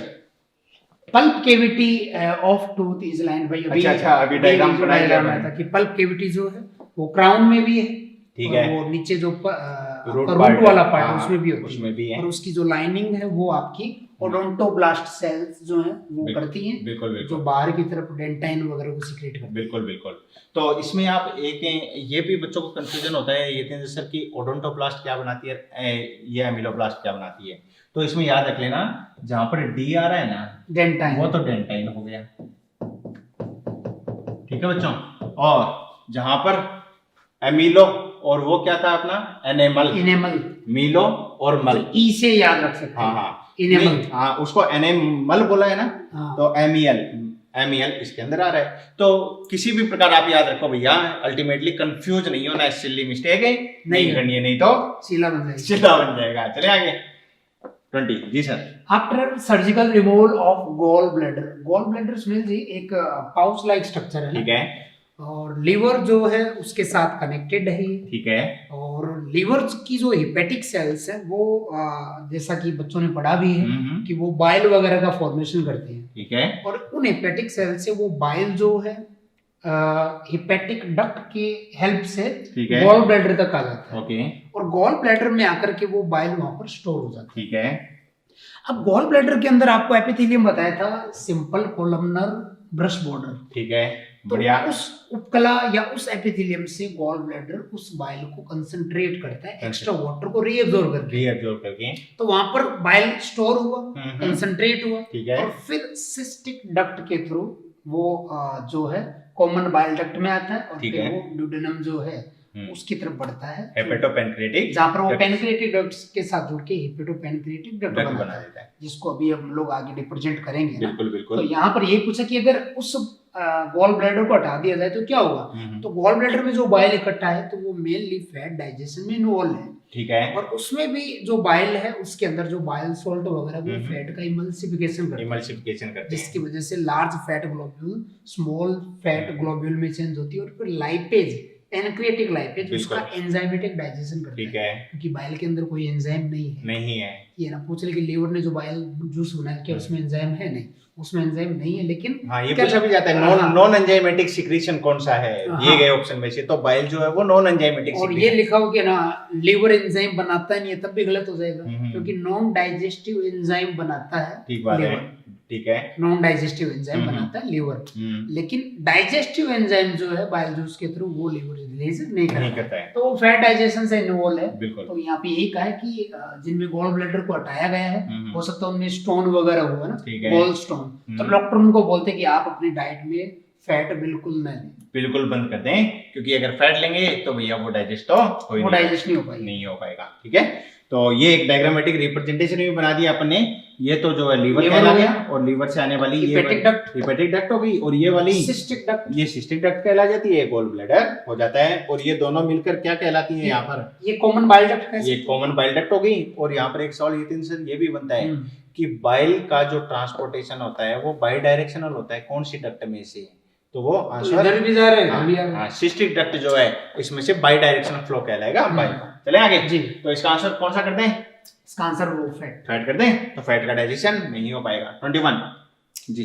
Each hepatic lobule is covered by a thin connective tissue. hepatic lobule की बात हो रही है, बिल्कुल ठीक है, और hepatic lobe की बात करें तो दो लोब होती हैं, और उन लोब के अंदर स्ट्रक्चरल फंक्शनल यूनिट बिल्कुल लोब्यूल है, समवॉट हेक्सागोनल शेप की स्ट्रक्चर ये कहलाती हैं, और उसके बाहर कनेक्टिव टिश्यू जो है उसमें भी कोलेजन के फाइबर ठीक है, एक सीट बनाते हैं जिसको गिल्सन कैप्सूल कहा गया है। ग्लिसन कैप्सूल के नाम से जाना जाता है। और ये मेमेलियन लीवर का कैरेक्टरिस्टिक्स है। मेमेलियन लीवर का कैरेक्टरिस्टिक फीचर कहलाएगा कौन? ग्लिसन कैप्सूल का पाया जाना। और ये जो ग्लिसन कैप्सूल जो ब्लैक कलर में मैंने आपको बनाया है, इसके ये जो कॉर्नर्स होंगे यहाँ पर पोर्टल ट्रायड पाया जाता है। इसमें जो है हिपेटिक आर्टरी हो जाती है, एक पोर्टल वेन यहाँ पर हो जाती है, और इसके अलावा एक बाइल को लाने वाली ये भी पूछा जा सकता है कि पोर्टल ट्रायड में क्या क्या होता है ना। हाँ, तो पोर्टल ट्रायड का कंपोजिशन भी याद रखें। हिपेटिक आर्टरी होगी और पोर्टल वेन हो जाती है यहाँ पर, हिपेटिक पोर्टल वेन, और इसके अलावा बाइल को लाने वाली डक्ट यहाँ पर प्रेजेंट होती है। और अंदर ये जो स्ट्रक्चर पाई जा रही है जिसको अपने क्या बोला है, हिपेटिक लोब्यूल कहा है, इस हिपेटिक लोब्यूल में हिपेटोसाइट्स अरेंज्ड होती हैं कॉर्ड की फॉर्म में, क्योंकि ये एक इंपॉर्टेंट बात है। इस प्रकार कॉर्ड की फॉर्म में पेरिफेरी से सेंटर की ओर इनका ये अरेंजमेंट कहलाता है। ठीक है, चले आगे। तो आंसर कौन सा करते हैं इसका? ये ग्लिसन कैप्सूल। नेक्स्ट 22 हो जाएगा। नेक्स्ट क्वेश्चन अपना, fill in the blanks. Hepatic lobule contain hepatic cells that are arranged in the form of cord की फॉर्म में हो जाएंगी। अभी भी बताया आपको। The bile secreted by the किसके द्वारा? hepatic cells। अभी ऑप्शन के अकॉर्डिंग देख लेते हैं। passes through the किसके थ्रू? तो पहला ऑप्शन अपना कौन सा जाना चाहिए? कॉर्ड। कॉर्ड का मतलब हेलिक्स हटा दो, हेलिक्स हटा दो। अब क्या दिया हुआ है? गोल ब्लैडर के द्वारा, हिपेटिक सेल के द्वारा। गोल ब्लैडर तो सीक्रेट करता ही नहीं है, क्योंकि जो बना रहा है वो सीक्रेट करेगा। हाँ, तो हिपेटिक सेल जो है उसने बनाया है बाइल को, हिपेटिक सेल ही सीक्रेट करेंगी। और इसके बाद देखें आप, पासेज थ्रू दी, कहां से? हिपेटिक डक्ट से पास आउट होती है। अभी डायग्राम के रूप में बताया भी था आपको। And is stored and concentrated in thin muscular cell. ये यतिन सर ने अभी बताया था, एक्स्ट्रा अमाउंट ऑफ वाटर जो है उसको एब्जॉर्ब करके उसको कंसंट्रेट किया जाता है बाइल को। बिल्कुल। और ऐसा कौन करता है? Gall bladder. तो आंसर कौन सा चला गया? Option number 3। चले आगे। बिल्कुल बिल्कुल। 23 जी सर। फूड को मिक्स किया जा रहा है थ्रूली with the acidic gastric juice of stomach by churning movement of its muscular wall. This HCl mixed food is मतलब एसिड से मिक्स जो फूड है स्टमक में चर्निंग मूवमेंट के बाद उसको क्या बोला गया है? बिल्कुल सिंपल सा है, काइम हो जाएगा। उसको काइम कहा जाता है। और एडिशनल इंफॉर्मेशन के रूप में थोड़ा सा ये देख लेना, बोलस कौन सी फॉर्म है? वो फॉर्म जिसका मैकेनिकल डाइजेशन हुआ था बक्कल कैविटी में, जिसके साथ में सलाइवा मिक्स हो गया, उसको फिर एक बोल की फॉर्म में कन्वर्ट करवा दिया जाता है। और ये फॉर्म क्या कहलाती है? बोलस कहलाती है। या ये मैं कहूं यतेंद्र सर कि बक्कल कैविटी से स्टमक में इसोफेगस से होते हुए आने वाला जो फॉर्म है वो क्या कहलाती है? बोलस कहलाती है। ठीक है। काइलोमाइक्रोन वो फॉर्म हो जाएगी जो इंटेस्टाइन से कहां पहुंची है? जो इंटेस्टाइन के जो है इंटेस्टाइन के अंदर बन रही है, अंदर बन रही है उसकी वॉल में। एंटेरोसाइट मतलब इंटेस्टाइन की भी एंटेरोसाइट सेल्स उनके साइटोप्लाज्म में बन रही है। बिल्कुल। फैट डाइजेशन के दौरान ये आपको बताया जाएगा कि इससे ठीक पहले मिसेल बना था। मिसेल और मिसेल कहां पहुंच गया था? इंटेस्टाइनल म्यूकोसा में पहुंच गया, मतलब उस सेल्स के अंदर है ना। हाँ। और फिर साइटोप्लाज्म में काइलोमाइक्रोन बना। बिल्कुल। जो फिर एब्जॉर्ब हो गया लैक्टियल में चला गया। फैट की एब्जॉर्प्शन से रिलेटेड हो। बिल्कुल। और ये जो काइल वर्ड है इसके लिए जरूर याद रखना, ये व्हाइटिश फ्लूइड कहलाता है। ठीक है। और ये व्हाइटिश फ्लूइड जो है ये लैक्टियल से फिर कहां पहुंचता है? लिम्फेटिक सिस्टम में पहुंचता है। ठीक है। और लैक्टियल से जो लिम्फेटिक सिस्टम में जब पहुंचेगा तो लिम्फेटिक सिस्टम के कौन से पार्ट में सबसे पहले पहुंचेगा? उसे सिस्टर्ना काइली के नाम से जाना जाता है। तो काइल क्या हो गया? व्हाइटिश कलर का फ्लूइड हो गया जो कहां से? लैक्टियल से कहां पहुंचा है? लिम्फेटिक सिस्टम में। ये इंफॉर्मेशन आप एडिशनली नोट डाउन कर ले। अपना आंसर कौन सा चला गया? टाइम चला गया। नेक्स्ट 24 हो जाएगा। Among the following how many enzyme are present in pancreatic juice की अगर बात करें तो ट्रिप्सिनोजन बिल्कुल हो जाएगा, ट्रिप्सिनोजन हो जाएगा, अमाइलेज हो जाएगा, लाइपेज हो जाएगा, न्यूक्लियोसाइडेज ये नहीं होगा, ये सक्कस एंटेरिकस जी इंटेस्टाइनल जूस में बिल्कुल। न्यूक्लियेज, डीएनएज, आरएनएज आ जाएगा इसमें। काइमोट्रिप्सिनोजन बिल्कुल हो जाएगा। एंटेरोकाइनेज मेम्ब्रेन बाउंड हो जाएगा। बिल्कुल ठीक कहा। ये वाला नहीं है। तो प्रो कार्बोक्सीपेप्टिडेज ये हो जाएगा। 1 2 3 4 5 एंड 6 बिल्कुल। ये तीन सर ने इसको गोला लगाया, इसका मतलब ये नहीं है गलत है, ये सही है। हाँ ठीक है। तो आप काउंट कर ले कितने टिक है? 1 2 3 4 5 एंड 6 हो जाएंगे। इसके लिए आप याद रख लेना ये किसका घटक कहलाता है, किसका कंपोनेंट कहलाता है? ये सक्कस एंटेरिकस का, सक्कस एंटेरिकस। तो आंसर 6 कर दे क्या जी? लॉक कर दे। अगर सुनील जी यहाँ पर ट्रिप्सिन लिख देता तब भी नहीं लेते उसको। हाँ बिल्कुल। तो ट्रिप्सिन तो वो फॉर्म है जो ड्यूडेनम में, हाँ ड्यूडेनम में पहुंचने के बाद बनी है, एक्टिव हुई है, एक्टिव फॉर्म बनी है। ये इनएक्टिव फॉर्म कहलाती है। ठीक है। नेक्स्ट 25 हो जाएगा जी sir. The secretion of brush border cells of mucosa along with secretion of goblet cell। एक मिनट, आप ये मत समझना कि यतीन्द्र सर ने तो इधर देखा भी नहीं फिर भी ये सवाल कहाँ से पढ़ रहे हैं। यहाँ एक बड़ा टीवी लगा हुआ है हमारे, ठीक है, तो घबराने की आवश्यकता नहीं है, हाँ सर पढ़े जी जी। कि पीछे भी आंखें। The secretion of brush border cells of mucosa along with secretion of goblet cell constitute, है ना, brush border cells की बात की जा रही है ना, तो इसको क्या बोला गया? तो ये इंटेस्टाइनल जूस कहलाता है और उसी को बोला गया सकस एंटेरिकस भी कहा जाता है। ये भी ठीक है, ये भी ठीक है, तो दो आंसर दे दें क्या? हाँ, both of 4, 2 and 3, तो ऑप्शन नंबर 4 चला जाएगा। ठीक है बच्चों, चले आगे। बिल्कुल बिल्कुल। 26 रहेगा बच्चों, in small intestine active absorption occur in case of, ठीक है, यहाँ पर भी बच्चा कंफ्यूज होता है क्योंकि एनसीईआरटी में ऐसा लिखा हुआ है, 3-4 बातें लिखी हाँ 3-4, ग्लूकोज बोला है, सम अमीनो एसिड बोला है, और अगर उसके साथ में क्लोराइड जोड़ दिया तो भैया पैसिव चला जाएगा, सोचने की आवश्यकता नहीं। हाँ, कुछ अमाउंट में, हाँ स्मॉल अमाउंट में। ऐसे ही दूसरी बात कही है, स्मॉल अमाउंट ऑफ ग्लूकोज कह दिया, सम अमीनो एसिड कह दिया, और ये carrier protein Na+ facilitate transporter, इसको फैसिलिटेट कहा है। और अगर तीसरा दे दे जिसमें ग्लूकोज आ जाए, अमीनो एसिड आ जाए और सोडियम आ जाए तो ये एक्टिव होगा, और ज्यादातर एक्टिव है ना। हाँ, और ज्यादातर एब्जॉर्प्शन कैसा होता है भैया? एक्टिव ही होता है। एक्टिव का मतलब होता है अगेंस्ट द कंसंट्रेशन ग्रेडियंट जी, ठीक है। तो अपना आंसर कौन सा चला जाए? ऑल ऑफ दिया वो। चले आगे 27 जी सर। मेलिस्मस और क्वाशियोकोर 2 डिजीज होती है ना, ठीक है, तो दोनों ही अगर अपन देखें तो प्रोटीन एनर्जी मेल न्यूट्रिशन के अंदर एनसीईआरटी ने अभी इंक्लूड की है, ठीक है, पहले भी ये था नहीं है ना। तो क्वाशियोकोर जो है वो 5 साल तक के बच्चों में होता है और वो केवल प्रोटीन की कमी से है, ठीक है। प्रोटीन और एनर्जी दोनों की कमी से 1 साल तक के जो इन्फेंट होते हैं, नवजात शिशु, उनके अंदर ये डिजीज होती है, जिसमें प्रोटीन की भी कमी और एनर्जी की भी होती है। जैसे कुछ माएँ जो है, कुछ मदर बच्चे की बर्थ के कुछ मंथ तक तो दूध पिलाती हैं और फिर उनको दूध पिलाना बंद कर देती है। हाँ, ये सेकंड प्रेगनेंसी अगर अर्ली हो जाती है, दूसरा बच्चा जल्दी हो जाता है, तो फिर ऐसा किया जाता है। तो ऐसे में बच्चे को नहीं तो एनर्जी सोर्स मिलेगा, ठीक बात है, और नहीं उनको प्रोटीन मिलेगा, है ना। तो दोनों की कमी की वजह से ये हो रहा है। तो यहाँ पर जैसे कार्बोहाइड्रेट जो एनर्जी प्रोवाइड कर रहा है और फिर प्रोटीन, तो इसके अंदर आंसर 1 and 2 दोनों हो जाएंगे। बिल्कुल। तो वैसे सुनील जी की अपन बोलते हैं कि मैक्रो जो न्यूट्रिएंट है फूड वाले, उसमें अपन कार्बोहाइड्रेट बताते हैं, लिपिड बताते हैं और प्रोटीन भी बताते हैं कि इन तीनों से एनर्जी मिलती है, ठीक है। लेकिन सबसे पहले हमारी बॉडी जो एनर्जी लेना चाहती है कार्बोहाइड्रेट से, उसके बाद में फैट से, उसके बाद में फैट से, है ना, और उसके बाद हो जाएगा लास्ट में प्रोटीन से, जब कोई और ऑप्शन ना हो। और प्रोटीन का अगर एनर्जी यूटिलाइजेशन किया जाता है, एनर्जी यूटिलाइजेशन में काम में लिया जाता है, इसे एमिसिएशन ऑफ बॉडी हो जाता है, बॉडी में दुर्बलता आ जाती है, कमजोरी आ जाती है। तो प्रोटीन का एनर्जी सोर्स में काम में लेना गलत है। और दूसरा गलत इसलिए भी, या अपन कहें कि हमारे लिए ये हार्मफुल इसलिए भी क्योंकि इसके कैटाबॉलिज्म से अमोनिया रिलीज होती है, ठीक बात है, टॉक्सिक होती है, बॉडी के लिए टॉक्सिक है, हैंडल करना में फिर लीवर को जोर रहेगा। जी जी जी। तो बच्चों इसको मेरा समझ से किसमें हो गया, जिसमें कार्बोहाइड्रेट और प्रोटीन दोनों की कमी होगी। 1 साल तक का बच्चा अगर होता है, उससे कम उम्र में ये डिजीज देखी जाती है, या मैं कहूं मदर मिल्क को अगर रिप्लेस कर दिया जाता है ऐसी डाइट से जो पुअर है कार्बोहाइड्रेट कंटेंट में, पुअर है प्रोटीन कंटेंट में, तो डिजीज कौन सी हो जाएगी? मेरास्मस हो जाएगी। और दूसरी ओर mother milk is replaced by a diet which is poor in protein content, only protein content, जबकि एनर्जी सोर्स उसमें है, ठीक है, कार्बोहाइड्रेट उसमें है, तो वो क्वाशियोकोर कहला जाएगा। इसको आप इस प्रकार भी याद कर लें। मेरे और यतीन्द्र सर में आपको हेल्दी कौन दिखाई दे रहा है? तो जो हेल्दी होगा, हेल्दी का मतलब ये होगा कि प्रोटीन की कमी है, ठीक है, लेकिन कार्बोहाइड्रेट की कमी नहीं है। तो कार्बोहाइड्रेट की वजह से मेरे में मोटापा आ गया। तो अगर मेरे को डिसऑर्डर अगर कोई बताऊं, भगवान ना करे ऐसा हो, अगर बच्चों को अपन बताना चाहें तो मैं मेरास्मस या क्वाशियोकोर? हाँ, अगर आप में मतलब बॉडी की मोटापा की रेस्पेक्ट में अगर बात करें कि कार्बोहाइड्रेट इंटेक अच्छा कर रहे हैं, तो मैं क्वाशियोकोर से ग्रस्त हो जाऊंगा। प्रोटीन की कमी होगी और ऐसे में फिर जो है लिम्स वगैरह ये थोड़ा जरूर पतले हो जाएंगे। ठीक बात है। और यतीन्द्र सर में कौन सी हो जाती है बच्चों? मेरास्मस डिसऑर्डर हो जाता है, जिसमें ऐसा कुछ भी नहीं है, ठीक है।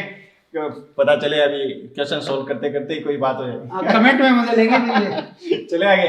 तो आंसर कौन सा चला जाएगा? ऑप्शन नंबर 1 चला जाता है, ठीक है। या इसको ऐसे भी याद रख लें आप, मेरास्मस मतलब मरा मरा सा, और मरा मरा सा मतलब एकदम दुबला पतला सा, प्रोटीन की कमी तो है ही और मोटापा भी नहीं है, जबकि क्वाशियोकोर में मोटापा होता है लेकिन उसके लिम्स पतले होते हैं। नेक्स्ट क्वेश्चन 28 जी सर। कैस्टल इंट्रिंसिक फैक्टर की बात हो रही है, तो वो किसके एब्जॉर्प्शन से रिलेटेड है ना। तो ये जो है इंटेस्टाइन के अंदर जो आपकी पैराइटल या ऑक्जेंटिक सेल है, सॉरी इंटेस्टाइन नहीं, स्टमक रीजन, उसकी म्यूकोसा में जो एक पैराइटल या ऑक्जेंटिक सेल होती है वो इसका फॉर्मेशन करती है। और ये जो सेल है इस फैक्टर के अलावा HCl को भी रिलीज करती है ना। ठीक है। तो ये जो फैक्टर है इसको इंट्रिंसिक फैक्टर बोला गया है, IF। हाँ, कैस्टल इंट्रिंसिक फैक्टर के नाम से जाना जाता है। और सुनील जी ये जो फैक्टर है, जैसा आपने नाम लिखा केमिकल नेम साइनोकोबैलेमाइन, विटामिन B12 हो जाएगा, है ना, विटामिन B12, और एकमात्र ऐसा विटामिन जिसमें मेटल आयन हो, कोबाल्ट। ठीक है। तो ये जो विटामिन है ये इरिथ्रोपोइसिस में हेल्प करता है। बिल्कुल, ब्लड तो फॉर्मेशन। इस विटामिन का अटैचमेंट जो है B12 का वो इंट्रिंसिक फैक्टर के साथ हो जाएगा। ठीक है। B12 ये इंट्रिंसिक फैक्टर, और इसको सुन लीजिए एक्सट्रिंसिक फैक्टर भी लोग कह सकते हैं। ठीक है। इसके साथ जुड़ने के बाद भी ये स्मॉल इंटेस्टाइन में आ जाता है। ठीक है। ड्यूडेनम, जेजुनम और फिर इलियम रीजन में। इलियम में इसका रिसेप्टर होता है, और उसकी वहां पे जुड़ने के बाद में B12 तो एंटेरोसाइट में आ जाएगा। ठीक है। और इंट्रिंसिक फैक्टर वहीं रह जाएगा। इसलिए जो है क्योंकि इंटेस्टाइन को छोड़ करके ये सेल में जा रहा है, इसलिए इसको एक्सट्रिंसिक फैक्टर और ये वही है, इसलिए इसको इंट्रिंसिक फैक्टर कहा है। तो हम कह सकते हैं कि B12 का एब्जॉर्प्शन में ये हेल्प कर रहा है, और एब्जॉर्प्शन के बाद में ब्लड में आएगा, ब्लड से बोन मैरो के पास में आके हीमोपोइसिस कराएगा। अगर इसकी कमी हो जाए तो फिर मेगलोब्लास्टिक एनीमिया हो जाता है। बिल्कुल। इसमें आरबीसी का साइज बड़ा हो जाता है। तो ये इससे रिलेटेड एक कॉन्सेप्ट था। तो यहाँ पर लिखा कि इसकी कमी, castle intrinsic factor is concerned with the internal या इंटेस्टाइनल एब्जॉर्प्शन। इंटेस्टाइनल ज्यादा सही रहेगा। ठीक है। तो यहाँ पर वो आपका हो जाएगा कोबैलेमाइन, साइनोकोबालामिन, विटामिन B12 हो जाता है। और एडिशनल इंफॉर्मेशन के रूप में अगर बात करें तो पायरिडॉक्सिन जो है ये कौन सा विटामिन हो गया, सर B6 हो जाता है जी। राइबोफ्लेविन की अगर बात करें तो ये कौन सा हो जाता है, B2 हो जाता है। ठीक है। ये सारे विटामिन बी कॉम्प्लेक्स से रिलेटेड। और थियामिन की अगर बात करें तो ये B1 हो जाता है। ठीक है। और राइबोफ्लेविन की बात करूं या थियामिन की बात करूं तो ये एनर्जी प्रोडक्शन में इंपॉर्टेंट रोल प्ले करते हैं। एंजाइम में कोफैक्टर के रूप में एक्ट करते हैं। ऐसे ही पायरिडॉक्सिन की बात करें तो पर्नीशियस जो एनीमिया है, ठीक है, उसके अंदर भी ये एक इंपॉर्टेंट फैक्टर के रूप में एक्ट करता है कि उसका अगर कोई पेशेंट है तो उसको दिया जाता है। और ऐसा आपने मेगलोब्लास्टिक एनीमिया के केस में भी बताया। ठीक है। वैसे अगर अपन देखें पर्नीशियस एनीमिया तो ये एक टाइप की ऑटो इम्यून डिजीज है, ऑटो इम्यून डिसऑर्डर है, जिसके अंदर हमारे ही जो इम्यून सिस्टम के जो सेल्स वगैरह हैं वो इंटेस्टाइन की ऑक्जेंटिक या पैराइटल सेल के अगेंस्ट वर्क करते हैं, उसको खत्म कर देते हैं। ठीक है। और अगर वो खत्म हो जाएगी तो फिर ये वाला जो फैक्टर अपना ये नहीं बन पाएगा, ये नहीं बनेगा, और ये नहीं बनेगा तो इसका एब्जॉर्प्शन नहीं होगा। बिल्कुल ठीक बात। तो अगर पर्नीशियस एनीमिया हो रहा है तो उसका रिजल्ट मेगलोब्लास्टिक एनीमिया भी होगा। बिल्कुल ठीक बात है ना। बिल्कुल। ये अपन कहेंगे किसी के स्टमक के अंदर कैंसर हो गया तो स्टमक में कैंसर होते गैस्ट्रेक्टोमी कर दी जाती है, स्टमक पूरा हटा ही दिया जाता है, रिमूवल ऑफ स्टमक हो जाता है। ठीक है। उस वजह से भी फिर आदमी के अंदर आपका मेगलोब्लास्टिक एनीमिया हो जाएगा। बिल्कुल बिल्कुल। क्योंकि ना आपका इंट्रिंसिक फैक्टर नहीं बनेगा जी, बिल्कुल ठीक बात, एब्जॉर्ब नहीं होगा। ठीक बात है। एक चीज और सुने जी कि जो अपन डाइट में आयरन इंटेक करते हैं तो वो Fe3+ स्टेट में होता है, और जो स्टमक की ये जो सेल है ऑक्जेंटिक या पैराइटल सेल, ये जो HCl बना रही है वो इसको Fe3+ से Fe2+ में चेंज कर रही है। ठीक है। और आयरन जो है इसी स्टेट में फॉर्म को फेरस में कन्वर्ट करती है। जी, इसी फॉर्म में आयरन हमारी बॉडी में एब्जॉर्ब होता है, एब्जॉर्बेबल फॉर्म ये है। ठीक है ना। तो अगर मान लो स्टमक की वो सेल काम ना करे तो न तो ये इस फॉर्म में आ पाएगा, बदल पाएगा, तब भी एनीमिया हो जाएगा। ठीक बात है। क्योंकि आयरन का जो रोल है वो हीमोग्लोबिन फॉर्मेशन में, बिल्कुल बिल्कुल, तब भी एनीमिया हो रहा है। और इसके अलावा वो सेल अगर डैमेज होगी तो ये नहीं बना तो आपका मेगलोब्लास्टिक एनीमिया हो जाता है। तो विटामिन B12 जो है ये मैच्योरेशन ऑफ आरबीसी के दौरान इंपॉर्टेंट रोल प्ले करता है, जिसकी एब्सेंस में जो है वो मैच्योरेशन नहीं हो पाता। ठीक है। इसमें एक चीज और याद रख लेना, कई बार ये भी पूछ लिया जाता है कैस्टल इंट्रिंसिक फैक्टर सीक्रेट तो कहाँ से हुआ, स्टमक से। ठीक है। और कैस्टल इंट्रिंसिक फैक्टर का ये विटामिन B12 जो इसे बाइंड हुआ था ये एब्जॉर्ब कहाँ हुआ, ये इलियम। हाँ, ये बढ़िया क्वेश्चन बनता है। व्हाई? क्योंकि इलियम में उसका रिसेप्टर है, इलियम में ही केवल रिसेप्टर पाया जाता है। चले आगे 29 रहेगा बच्चों। The figure given below shows a diagram of arrangement of teeth in the jaw of human on one side. Identify ABC. तो एक ही अगर बात करें तो इंसाइजर कहलाएंगे सामने वाले, ये कैनाइन कहला जाएंगे, ये प्रीमोलर और ये वाले मोलर कहला जाएंगे। तो incisor canine, premolar and molar. Option number 5 चला जाएगा। सिंपल सा क्वेश्चन था, क्वेश्चन है, ठीक है। नेक्स्ट क्वेश्चन हो जाएगा 13 जी। Which one of the following statement are correct? Correct statement देखना है। फ्रेन्युलम एक मेम्ब्रेनस फोल्ड है जो टंग को ओरल कैविटी में लोअर साइड से जोड़ के रखता है ना, तो ये वाला परफेक्ट है, ठीक है। फिर lower surface of tongue has a little projection, नहीं, अपर सरफेस, तो ये वाला रॉन्ग हो गया, ठीक है। Pharynx is common passage for food and air, correct बात है। फिर sphincter of Oddi guard and regulate the opening of stomach, नहीं, hepatopancreatic duct into the duodenum, तो ये वाला भी रॉन्ग हो जाएगा। फिर कोलोन हैज 4 पार्ट, बिल्कुल सही है, ascending, transverse, descending and sigmoidal, the latter open into rectum, बिल्कुल सही है। और करेक्ट आपने जो पूछा है, तो पहला करेक्ट है, तीसरा करेक्ट है और पांचवा करेक्ट, पांचवा, तो 1 3 5 ऑप्शन नंबर 4 इसका करेक्ट आंसर चला जाएगा, ठीक है। फेरिंक्स कॉमन पैसेज इसलिए बनता है क्योंकि ओरल कैविटी भी यहीं जाकर खुल रही है, और ऊपर से अगर नेजल कैविटी की बात करें तो इंटरनल नेयर से होता हुआ वो भी नेजोफेरिंक्स में ही ओपन हो रहा है, ठीक है। नेक्स्ट 31 हो जाएगा। Segregate the following statement into true and false category. Okay. Choose the right answer from the code given below. पहले तो true and false देख लेते हैं। जी। Mucosal epithelium has goblet cell which secrete mucus and help in lubrication. ठीक बात है। सही है, true। तो म्यूकोजल जो एपिथेलियम पाई जाएगी, जो अपने कट सेक्शन के दौरान देखी थी, अंदर ही अंदर वाली जो लेयर कहलाती है, वो म्यूकस का सिक्रीशन करती है और ये चिकनाहट प्रदान करवाता है, लुब्रिकेशन प्रोवाइड करवाता है, जिससे फूड इजीली आगे मूव कर सकता है। फूड इजीली आगे मूव कर सकते हैं। Mucosa forms gastric gland in stomach and crypt in between base of villi in the intestine. बिल्कुल ठीक बात है कि म्यूकोसा जो लेयर थी उसने इस प्रकार के फोल्ड बनाए थे स्टमक रीजन में, और यतेंद्र सर अभी विलाई बनाएंगे, उधर यतेंद्र सर विलाई बनाएंगे। जैसे विलाई की अगर बात करें तो इस तरीके से बनते हैं, और उन पर भी जो सेल्स हैं उनकी अपर सरफेस फिर माइक्रोविलाई बना लेती है, उनके माइक्रोविलाई हो जाएगी। ये एक विलाई होगी, ये दूसरी विलाई होगी। यहाँ पर जो क्रिप्ट पाया जाता है, जो गड्ढा पाया जाता है, इन दोनों के बीच में क्रिप्ट ऑफ लिबरपून है, इसको क्रिप्ट ऑफ लिबरपून के नाम से जाना जाता है। तो दूसरा भी क्या हो गया? ट्रू जी। Cell lining the villi has brush border और माइक्रोविलाई, ये वाला बिल्कुल माइक्रोविलाई हो, बिल्कुल बना दिया ये टेंशन ने पहले ही। All the 4 basic layer in the wall of gut never shows, no भाई, no no no, modification show करते हैं, मॉडिफिकेशन शो करती हैं। और ऐसा मॉडिफिकेशन अपन ने जैसे गैस्ट्रिक रगी के रूप में देख लिया, जैसे विलाई के रूप में, माइक्रोविलाई के रूप में। स्टमक के जो म्यूकोसा की बात हो रही है, ऑल द चारों लेयर की बात हो रही है, तो आपका मस्कुलरिस में स्टमक के अंदर एक्स्ट्रा ओब्लिक आ गया, ठीक बात है। ब्रूनर ग्लैंड आ जाती है, केवल ड्यूडेनम में, बिल्कुल सब म्यूकोसा में आ जाती है, तो मॉडिफिकेशन है। और ऐसे ही अगर मैं बहुत ही इंपॉर्टेंट बात करें, शिरोसा की अगर बात करें, तो इसोफेगस में शिरोसा की जगह ट्यूनिका एडवेंसिया हो जाए, वहां पर ऊपर की तरफ शिरोसा नहीं होती है, नहीं होती है। शिरोसा की जगह ट्यूनिका एडवेंसिया पाई जाती है। ट्यूनिका एडवेंसिया बाकी पोर्शन में नहीं होती है, बिल्कुल सही। चले आगे जी। तो क्या देखना था ये सर? ट्रू और फॉल्स। पहला कैसा? ट्रू, दूसरा ट्रू, तीसरा ट्रू और चौथा फॉल्स। तो 1 2 3 false, no baby no, 1 2 3 true and fourth is false. कौन सा? ऑप्शन नंबर 2 चला जाएगा। चले आगे 32 जी सर।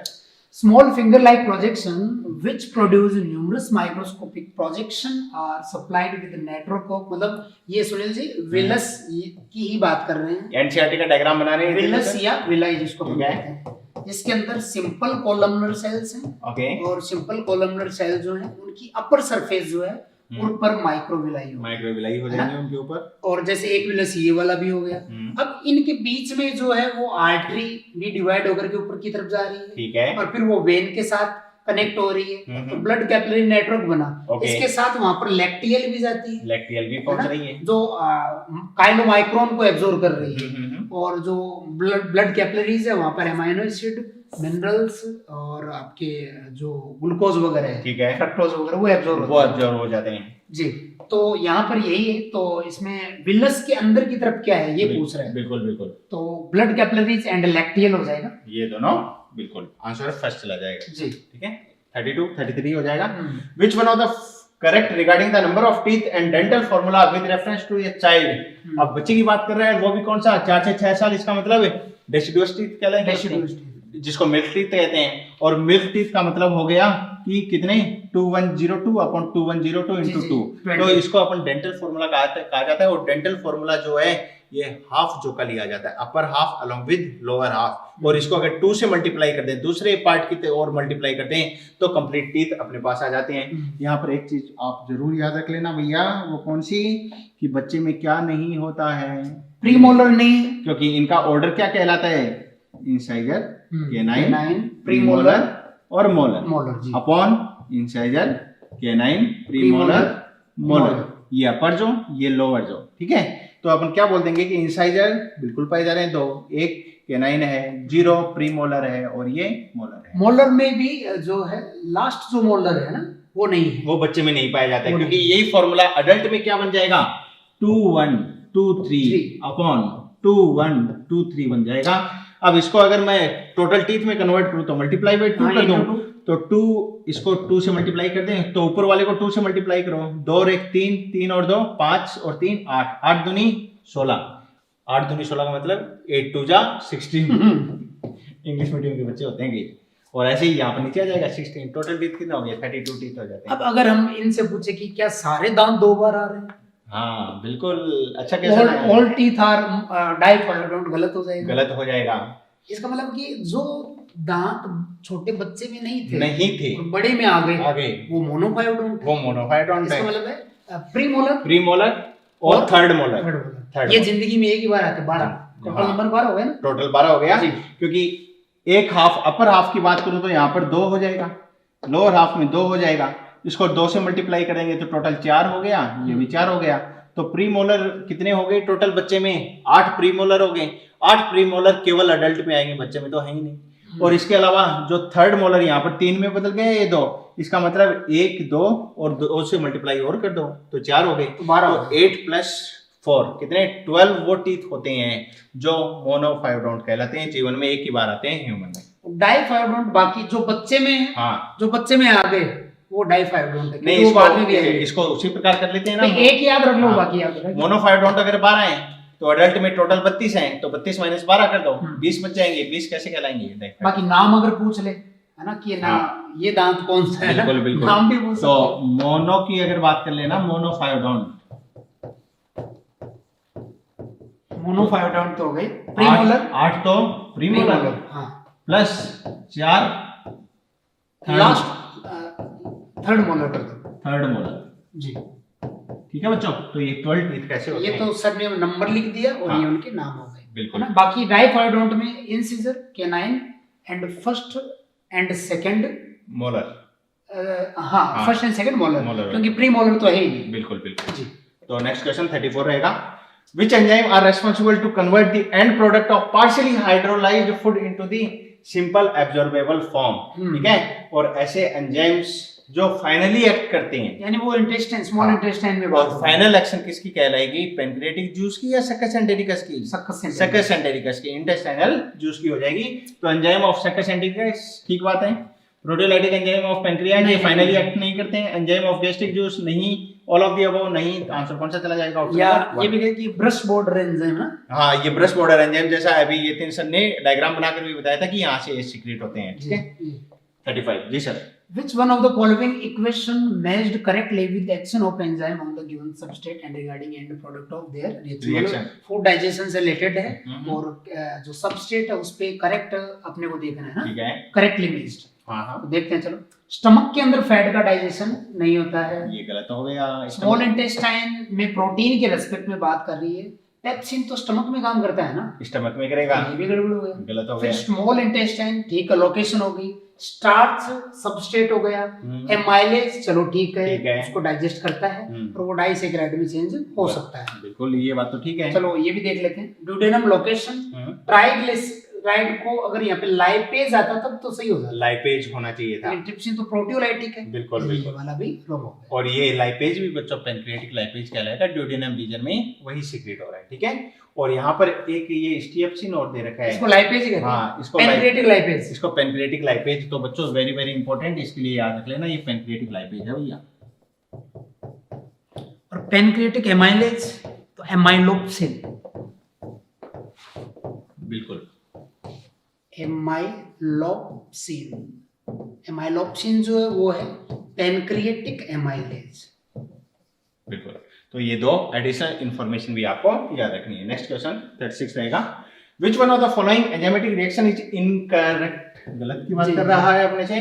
न्यूक्लिक एसिड पर एक्ट करते हैं न्यूक्लियोटाइडेज, और डायरेक्ट ही तोड़ देंगे क्या? तो पहले न्यूक्लियेज चाहिए ना, न्यूक्लियेज होना चाहिए जी, ठीक है। न्यूक्लियेज कौन सा हो गया? डीएनएज हो गया, डीएनएज या आरएनएज हो गया, और किसका कंटेंट हो गया? Pancreatic juice. Nuclease pancreatic juice का कंपोनेंट कहलाता है। न्यूक्लियोटाइडेज या साइडेज सक्कस एंटेरिकस इंटेस्टाइनल जूस का कंटेंट कहलाता है। तो ये डायरेक्ट नहीं तोड़ेगा, ये बात तो गलत होगी। फैट पर लाइपेज एक्ट करेगा, फैटी एसिड डाइग्लिसराइड में, बिल्कुल ठीक बात है जी जी। स्टार्च के ऊपर पैनक्रियाटिक अल्फा अमाइलेज, माल्टोज, आइसोमाल्टोज और स्मॉल अमाउंट में अल्फा डेक्स्ट्रीन, ये भी सीक्रेट करता है, बिल्कुल ठीक बात है। प्रोटीन पेप्सिन एक्ट करेगा, पेप्टॉन्स और प्रोटियोजेज इनमें इसको तोड़ देता है। तो ये बात भी क्या हो जाएगी? करेक्ट। अपने से क्या पूछा है? इनकरेक्ट पूछा है, तो कौन सा हो जाएगा? ये वाला हो जाएगा, ठीक है। तो यहाँ पर ये प्रोटीन तो जो है वो लार्ज मॉलिक्यूल्स कहला जाते हैं। इनके पार्शियल डाइजेशन से क्या बनता है? पेप्टॉन्स और प्रोटियोजेज, इनका फॉर्मेशन, इनका फिर फाइनल डाइजेशन स्मॉल इंटेस्टाइन में, फाइनल डाइजेशन स्मॉल इंटेस्टाइन में होता है, ठीक है। इनमें भी आप अंतर याद रख लेना, ये जो प्रोटियोजेज है ये प्रेसिपिटेशन नहीं दर्शाता है, वो सॉरी प्रेसिपिटेशन दर्शाता है, जबकि पेप्टॉन्स जो हैं ये प्रेसिपिटेट नहीं होते, ठीक है। तो ये एक डिफरेंस हो जाएगा। चले आगे 37 हो जाएगा, complete the given equation and choose the correct option according. तो मिल्क प्रोटीन, क्या ये स्टमक की बात हो रही है? मेरे को तो ऐसा लग रहा है स्टमक में ऐसा होता है, क्योंकि छोटे बच्चों के रेस्पेक्ट में है। और मिल्क प्रोटीन कौन सा हो जाएगा? कैसीन हो जाता है। कैसीन के ऊपर रेनिन की एक्शन हुई और ये किस में बदल गया? पैराकेसिन में बदल जाता है। एक ही ऑप्शन ऐसा है जी जी, नंबर 3। और पैराकेसिन के ऊपर कैल्शियम +2 की एक्शन की प्रेजेंस में कैल्शियम पैरा, जिसे कर्डलिंग ऑफ मिल्क, यहाँ तक की जो रिएक्शन है इसको कर्डलिंग ऑफ मिल्क कहा जाता है। पहले वो जो था सोल्यूबल था, अब इनसोल्यूबल हो गया, अब इनसोल्यूबल, और अब इसके ऊपर पेप्सिन एक्ट करेगा और इसको पार्शियली डाइजेस्ट कर देगा, पेप्टॉन्स में कन्वर्ट कर देता है। मतलब रेनिन और पेप्सिन दोनों ही प्रोटियोलाइटिक एंजाइम हैं, दोनों ही प्रोटियोलाइटिक हैं जी। ठीक बात जी sir. In human being, digestion of protein, fat, carbohydrate start from which of the following part of alimentary canal है ना? तो सुनील जी, प्रोटीन का डाइजेशन तो स्टार्ट हो गया स्टमक से, फर्स्ट टाइम, ठीक है। और फैट का डाइजेशन स्मॉल इंटेस्टाइन, ठीक है। और कार्बोहाइड्रेट का ओरल कैविटी, बक्कल कैविटी, जो अभी स्टार्च का डाइजेशन हमने देखा था। तो ये पहला चला जाएगा, रेस्पेक्टिवली पूछा है तो स्टमक हो गया, इंटेस्टाइन हो गया, माउथ हो गया, first option. 39, What do you mean by absorption of food? तो डेफिनेशन की बात कर रहे हैं एब्जॉर्प्शन, और एब्जॉर्प्शन का मतलब तो ये है कि इंटेस्टाइनल रीजन से ये कहाँ पहुंच जाए? ब्लड वेसल्स में पहुंच जाए या लेक्टियल में पहुंच जाए। लेक्टियल, बिल्कुल। तो it is a process by which the end product of digestion, and product जो फाइनली बने हैं किसकी एक्शन के द्वारा? इंटेस्टाइनल जूस की एक्शन के द्वारा, सक्कस एंटेरिकस के द्वारा, passes through the intestinal mucosa into blood या लिम्फ में अगर पहुंच जाते हैं तो ये क्या कहलाता है? एब्जॉर्प्शन ऑफ फूड कहलाता है। बाकी ये देख लें, it is process by transportation of food, transportation में एब्जॉर्प्शन नहीं काम में आएगा, ठीक है। It is a process to utilize absorb food, इसे नहीं, वो एसिमिलेशन कहलाता है ये तो इनिशियली क्या था? डाइजेशन, वो इनटेक ऑफ फूड, इंजेक्शन हुआ था, फिर डाइजेशन हुआ था, उसके बाद एब्जॉर्प्शन हुआ था, फिर उसका ट्रांसपोर्टेशन होकर एसिमिलेशन उसका किया गया था, और जो बचा हुआ कंटेंट था जिसे एब्जॉर्ब नहीं किया गया था वो उसका प्रोसेस इजेशन कहलाता है। Absorption of a process by which nutrient are mainly absorb from large नहीं स्मॉल इंटेस्टाइन। तो ऑप्शन नंबर 1 जी sir. Next question, which one statement is incorrect statement देखना है बच्चों को regarding the process of digestion and absorption. ठीक है। तो small intestine is the major site for absorption of all nutrient, बिल्कुल सही है। सबसे ज्यादा जो एब्जॉर्प्शन वो यही हो रहा है, ठीक बात है, स्मॉल इंटेस्टाइन में, स्मॉल में। और अगर वाटर का पूछ ले तब बच्चे कंफ्यूज होकर जल्दीबाजी में लाड़ लगा देते हैं, क्योंकि उसमें ये 3 साल चक्कर आएगा। एनसीईआरटी में एक लाइन लिखी हुई है कि लार्ज इंटेस्टाइन में जो है वो लार्ज एब्जॉर्प्शन होता है। नहीं, एनसीईआरटी की लाइन है, उसमें large amount of water absorb, summary में लिखा है। हाँ, तो large amount of water large intestine में एब्जॉर्ब होता है। उस लाइन का मतलब ये है लार्ज इंटेस्टाइन में जो भी कंपोनेंट एब्जॉर्ब हो रहे हैं उसमें सबसे ज्यादा कौन एब्जॉर्ब हो रहा है? वो वाटर हो रहा है, लेकिन मैक्सिमम वाटर तो स्मॉल इंटेस्टाइन में ही होता है, ये चीज याद रखना। फिर around 40% of total absorption of nutrient take place in the proximal part of large intestine में। तो ऐसा हो ही नहीं रहा है, वहां पे तो वाटर का हो सकता है, विटामिन्स का हो सकता है ना, कुछ मिनरल वगैरह का हो सकता है। Drugs, alcohol, little water and simple sugar are absorbed in stomach through mucus membrane, सही है, ठीक है, बिल्कुल सही बात है। Large intestine is the site of absorption of water, ठीक है, end product of bacterial digestion, ये भी ठीक है। बिल्कुल बिल्कुल। तो ये लार्ज इंटेस्टाइन के बैक्टीरियल डाइजेशन के रिजल्टेंट बनने वाले जो प्रोडक्ट हैं, ऐसे इसमें एक विटामिन के भी जो है, हाँ विटामिन के तो बैक्टीरियल प्रोडक्ट ही है ना, बैक्टीरियल प्रोडक्ट कहलाता है। B12 भी बनाया जा सकता है, हाँ B12 भी बनता है यहाँ पर। तो ये क्या हो जाएगा करेक्ट, सारे की चारों स्टेटमेंट एनसीईआरटी की लाइन है, इसलिए एनसीईआरटी जरूरी है, क्योंकि क्वेश्चन देखते ही अगर एनसीईआरटी की लाइन अगर दिमाग में नहीं नाच रही है ना भैया, इसका मतलब परफेक्टली जो है वो स्टडी हुई नहीं है, ठीक है। तो आंसर कौन सा चला जाएगा, करेक्ट ऑप्शन नंबर 2 चला जाएगा। नेक्स्ट 41 हो जाएगा, which of the following represent proteolytic enzyme, और proteolytic enzyme protein digesting enzyme, और ये कौन से कहलाते हैं, रेप्सिन, सक्कस एंटेरिकस में रेप्सिन है ना, बिल्कुल बिल्कुल, सक्कस एंटेरिकस में प्रोटीन डाइजेस्टिंग एंजाइम रेप्सिन कहलाता है। पेप्सिन स्टमक हो ही गया, और ये पेनक्रियाटिक जूस का पार्ट ट्रिप्सिन कहला ही गया, तो पहला ही हो जाएगा। गैस्ट्रिन तो हार्मोन है, हो गया, यहाँ भी गैस्ट्रिन आ जाता है, और यहाँ पर अगर बात करें तो ये वो एस्टिएप्सिन, लाइपेज हो गए, लाइपेज, बिल्कुल बिल्कुल। तो 42 हो जाएगा जी sir. Aggregate of lymphoid tissue present in distal portion of small intestine, lymphoid tissue के रेस्पेक्ट में बात हो रही है, जिसको हम लोग जो है पेयर पैचेस कहते हैं, पेयर्स पैचेस। हालांकि ये डिफ्यूज्ड फॉर्म में पूरे इंटेस्टाइन में है, लेकिन सबसे ज्यादा एग्रीगेट होकर के ये जो है आपका ये इलियम पार्ट, इलियम वाले पार्ट इलियम में मिलेगा, पेयर पैचेस। तो इनको इंटेस्टाइनल टॉन्सिल भी कह सकते हैं ना, हाँ इंटेस्टाइनल टॉन्सिल, क्योंकि यहाँ पर जो वोल्डेयर रिंग बन रही थी, ठीक है, उसमें फेरेंजियल टॉन्सिल आ गया था, लिंगुअल टॉन्सिल आ गए थे, ये मिलकर क्या बनाते हैं, एक वोल्डेयर रिंग बनाते हैं। हाँ, तो ये लिम्फोइड टिश्यू का एग्रीगेशन ही है जो बक्कल कैविटी के नजदीक पाया जा रहा है, और ऐसा ही लिम्फोइड टिश्यू का ये एग्रीगेशन जो स्मॉल इंटेस्टाइन में पाया जा रहा है, इसलिए इनको इंटेस्टाइनल क्या बोल दिया है, टॉन्सिल कह दिया। या अपन जैसे 12th में ये लोग पढ़ते हैं ना डिजीज वाले चैप्टर में, इम्यून सिस्टम में ग्लूकोसा एसोसिएटेड लिम्फोइड टिश्यू, 50% ग्लूकोसा का 50% या उससे भी ज्यादा वाला पार्ट बना रहे हैं ना, बिल्कुल ठीक बात है। ये चीज भी बच्चे इसमें याद रख सकते हैं। और यहाँ पर डिस्टल पोर्शन कह दिया, डिस्टल मतलब स्मॉल इंटेस्टाइन का लास्ट पार्ट कौन सा, इलियम में मैक्सिमम मिलेगा, बाकी के इंटेस्टाइन में भी प्रेजेंट होता है जी। 43 हो जाएगा। डाइजेस्टिव एंजाइम आर, ये अपने पहले ही डेफिनेशन बता दी, हाइड्रोजन की रिक्वायरमेंट होगी केमिकल बॉन्ड को तोड़ने के लिए, और ऐसा क्या होता है वो वाटर की रिक्वायरमेंट होती है केमिकल बॉन्ड को तोड़ने के लिए, हाइड्रोलाइजेज कहलाते हैं। 44 जी sir. In which layer of wall of alimentary canal secretory glands gland मतलब म्यूकोसा, बिल्कुल ठीक बात है, उसी का मॉडिफिकेशन होगा, बिल्कुल ठीक बात है। तो आंसर ऑप्शन नंबर 4 चला जाएगा। 45 इजी क्वेश्चन है अभी। During starvation what will be sequence, अभी बता दिया था पहले ही हमने आपको, सबसे पहले कार्बोहाइड्रेट, उसके बाद में लिपिड, और लास्ट में प्रोटीन, और लास्ट में प्रोटीन हो जाएगा।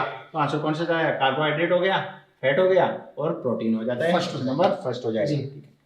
46 माल्टोज गिवन राइज टू, जैसा आपने शुरू में बता दिया था, माल, और ये डाइसेकेराइड है जो दो ग्लूकोज के आपस में जुड़ने से बनता है, जिसका डाइजेशन माल्टेज करता है। अल्फा 1,4 ग्लाइकोसाइडिक लिंकेज इनमें होता है, तो आंसर इसमें ग्लूकोज हो जाएगा, नो डाउट। अब ये शब्द आपको याद आएगा भविष्य माल क्यों। 47 नेक्स्ट क्वेश्चन है, लार्ज इंटेस्टाइन एब्जॉर्ब्स, क्या है एब्जॉर्ब करती है, अभी यतिन सर ने बताया था आपको, small amount of water, actual में वो एनसीईआरटी की लाइन तो वो है कि लार्ज अमाउंट, लेकिन लार्ज टोटल एब्जॉर्प्शन के सम मिनरल्स और इसके मेडिसिन मतलब कुछ ड्रग्स भी यहाँ पर एब्जॉर्ब होती है। ऑप्शन नंबर अल्कोहल की अगर बात करें तो स्टमक में हो जाएगा भैया, ठीक है। इतने सर एक सवाल बनता है कि अल्कोहल का एब्जॉर्प्शन जो है वो स्टमक में हो जाता है, ठीक है, लेकिन अगर अल्कोहल स्मॉल इंटेस्टाइन में पहुंच जाए तो रैपिड एब्जॉर्प्शन कहाँ होगा, स्मॉल इंटेस्टाइन के अंदर भी, मतलब ड्यूडेनम जेजुनम इलियम, बिल्कुल। तो फिर रैपिड एब्जॉर्प्शन कहाँ हो जाता है, स्मॉल इंटेस्टाइन में, क्योंकि वहां पर मॉडिफिकेशन पाए जा रहे हैं भैया एब्जॉर्प्शन के लिए।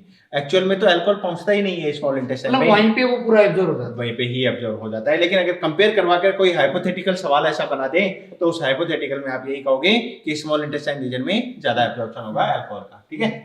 नेक्स्ट 48 हो जाएगा जी सर। सीसीके है ना, cholecystokinin stimulate the gall bladder to release, मतलब ये एक हार्मोन है, ठीक है, ड्यूडेनम रिलीज कर रहा है, ड्यूडेनम की वॉल से। सीसीके पेनक्रियोजाइमिन भी कहते हैं ना, हाँ, इसका पूरा नाम है कोलेसिस्टोकाइनिन पेनक्रियोजाइमिन, क्योंकि ये एक साथ ही एक्शन करता है, मतलब एक ही सिंगल हार्मोन है जिसकी अलग-अलग साइट अलग-अलग साइट ऑफ एक्शन पे वर्क करती है। बिल्कुल बिल्कुल ठीक बात है। तो ये अपना जैसे स्टमक पार्ट बता दें बच्चों को, जी जी, ये अपना ड्यूडेनल पार्ट बता दें, इस ड्यूडेनल पार्ट से सीक्रेट हो जाएगा सीसीके, पेनक्रियोजाइमिन, और यहाँ पर यतिन सर हो जाएगी पेनक्रियाज, और यहाँ हो जाता है अपना गॉल ब्लैडर, लीवर के पास में कहाँ गॉल ब्लैडर। तो यहाँ से जो सीक्रेट हो रहा है सीसी के पीजेड वो एक्ट करेगा, यहाँ भी एक्ट करेगा। पेनक्रियोजाइमिन तो हाँ इसके एक्सोक्राइन पार्ट पे एक्ट करेगा तो और पेनक्रेटिक जूस रिलीज कराएगा, पेनक्रेटिक जूस रिलीज करवाएगा जी। और ऐसे सीसी के जो पार्ट है वो यहाँ गॉल ब्लैडर और गॉल ब्लैडर में कॉन्ट्रैक्शन करेगा जिससे बाइल रिलीज हो जाए। बिल्कुल बिल्कुल। तो इसको पूरा नाम ऐसे लिखा जाता है सीसी के पेनक्रियोजाइमिन, कोलेसिस्टोकाइनिन पेनक्रियोजाइमिन। तो cholecystokinin stimulate the gall bladder to release, किसको रिलीज करने के लिए, बाइल को।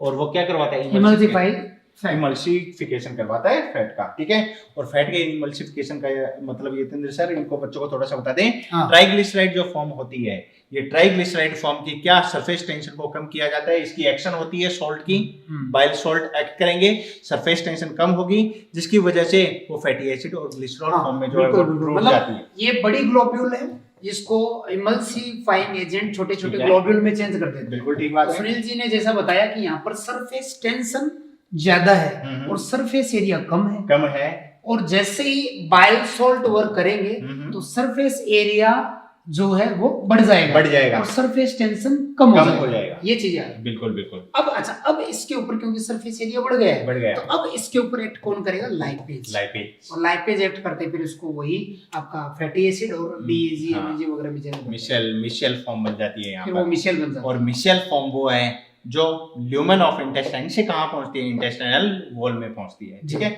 और वहां पर फिर काइलोमाइक्रोन का फॉर्मेशन होता है, या मैं बोलूं कि रीफॉर्मेशन होता है। चले आगे 49 हो जाएगा।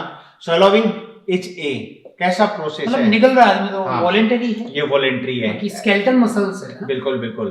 तो निकल रहा है, लेकिन ये निकलने के प्रोसेस के दौरान ये सर इसमें अपन जब फेरिंग्स में इसको पहुंचा रहे हैं तो टंग का ऊपर उठना, मिडिल पार्ट ऑफ टंग तो ऊपर उठता है, जो कि अपने बकल कैविटी जो है उसको अलाउ नहीं करता कि और फूड आप अंदर लो, ठीक है। और इसी प्रकार जो सॉफ्ट पैलेट है ये इंटरनल लेयर्स को क्लोज कर देता है जी। तो ये तो वॉलंटरी एक्शन है, लेकिन इसके बाद जब फेरिंग्स से ये इसोफेगस में पहुंचा है तो उस दौरान ये कैसी इनवॉलंटरी एक्शन बन जाती है, तो मिक्सअप हो जाता है वॉलंटरी और इनवॉलंटरी एक्शन। इनिशियली वॉलंटरी कैसे, इनिशियली वॉलंटरी और उसके बाद में ये कैसी होगी, इनवॉलंटरी बन जाती है। फिर पेरिस्टाल्टिक मूवमेंट स्टार्ट हो जाता है। एग्जैक्टली। वो फिर जो आपकी स्मूथ मसल्स है उसमें कॉन्ट्रैक्शन। बिल्कुल। तो ये मिक्सअप कहला गया दोनों का। मिक्सअप क्या कहलाती है, रिफ्लेक्स एक्शन कहलाती है। इसका मतलब स्वैलोइंग कैसा एक्शन हो गया, रिफ्लेक्स एक्शन हो गया। और दैट अकर्स इन कहां होता है, फेरिंग्स में होता है। It include the closing of nasopharynx. Nasopharynx को कौन क्लोज करता है, सॉफ्ट पैलेट क्लोज कर देता है। बहुत ही खूबसूरत सा डायग्राम आपके सामने यतिन सर ने बना दिया है। तो ये जो इंटरनल नेस्टल है ना, हाँ, ये वाला, तो ये यूवुला जिसको अपन कहते हैं। बिल्कुल बिल्कुल। तो जैसे ही फूड को इंटेक किया तो ये फूड ऊपर ना जाए तो ये वाला फूड को पुश करेगा यूवुला को, ठीक है। ये इसको क्लोज कर देगा, ये क्लोज कर देगा इसको, ये इसको क्लोज कर देगा, ओके। जिससे फूड जो नीचे की तरफ बढ़ेगा। अब यहाँ पे दो ओपनिंग है, एक तो ट्रेकिया की है, ग्लोटिस जिसको एपिग्लोटिस क्लोज कर देगा, ठीक है। और ये जो फूड है वो गलेट से होता हुआ इसोफेगस में आ जाएगा।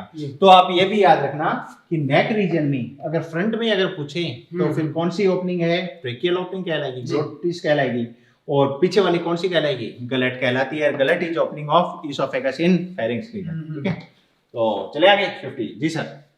In infant may be feeding, if infant may be feeding entirely on mother milk, कि बच्चे को है ना entirely माँ का दूध ही पिलाया जाए, ठीक है, और कुछ उसको ऊपर से कुछ नहीं खिलाया जाए, फिर भी उसका जो एक्सक्रीट है वो येलो कलर का है, ऐसा इसमें कहा जा रहा है। तो फिर वो येलो कलर कहाँ से आ गया? तो इस रेस्पेक्ट में अगर थोड़ा सा अपन डिस्कस कर लें कि 120 दिन तक आरबीसी वर्क करती है, उसके बाद में उसका डिस्ट्रक्शन होता है लिवर और स्प्लेन की मैक्रोफेज में, बिल्कुल। और वहां पर डिस्ट्रक्शन से हीमोग्लोबिन वगैरह अलग हो जाता है, वो भी प्रोसेस होता है। तो हीमोग्लोबिन का ग्लोबिन अमाइनो एसिड में चेंज हो जाता है, और जो हीम है वो उससे आयरन वगैरह अलग हो जाता है, पिगमेंट बनते हैं, बिलीरुबिन और बिलीवर्डिन।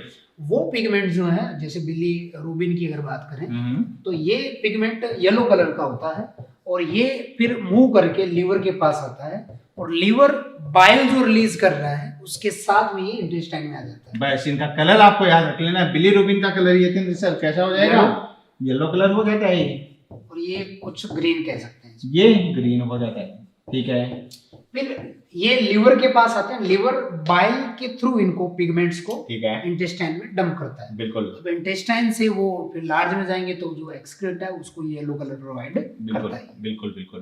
तो इसमें ये भी पूछा जाता है कि फीकल जो मैटर है उस फीकल मैटर का ब्राउन कलर किसकी वजह से, वो यूरोबिलिनोजन ही कहलाएगा। ठीक है। और यहाँ पर येलो कलर के लिए बोला है तो येलो कलर के लिए कौन रेस्पॉन्सिबल हो जाएगा, बिलीरुबिन हो जाएगा। तो फिर क्या बोल देंगे, bile pigment pass through the bile. जैसा सर ने अभी यूरोबिलिनोजन बताया, तो जो ये वहां जाएंगे इंटेस्टाइन में, जी जी, तो बैक्टीरिया जो है इसको मेटाबोलाइज करेंगे तो वो यूरोबिलिनोजन में चेंज कर देते हैं। बिल्कुल।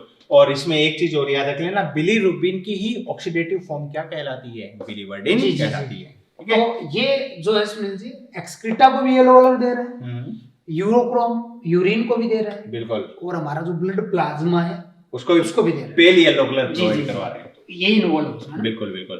तो बच्चों ये आज का 50 क्वेश्चन का एक हेल्दी डिस्कशन था। वो भी ये एक्चुअल में ऐसे ही होता है, हम इतना इन्वॉल्व हो जाते हैं हम दोनों की, है ना, हमें पता ही नहीं लग पाता कि आपके साथ 1.25 घंटा हमने बिता दिया है क्या। तो नो डाउट काफी मजा आया, आप भी काफी एंजॉय करें इसको।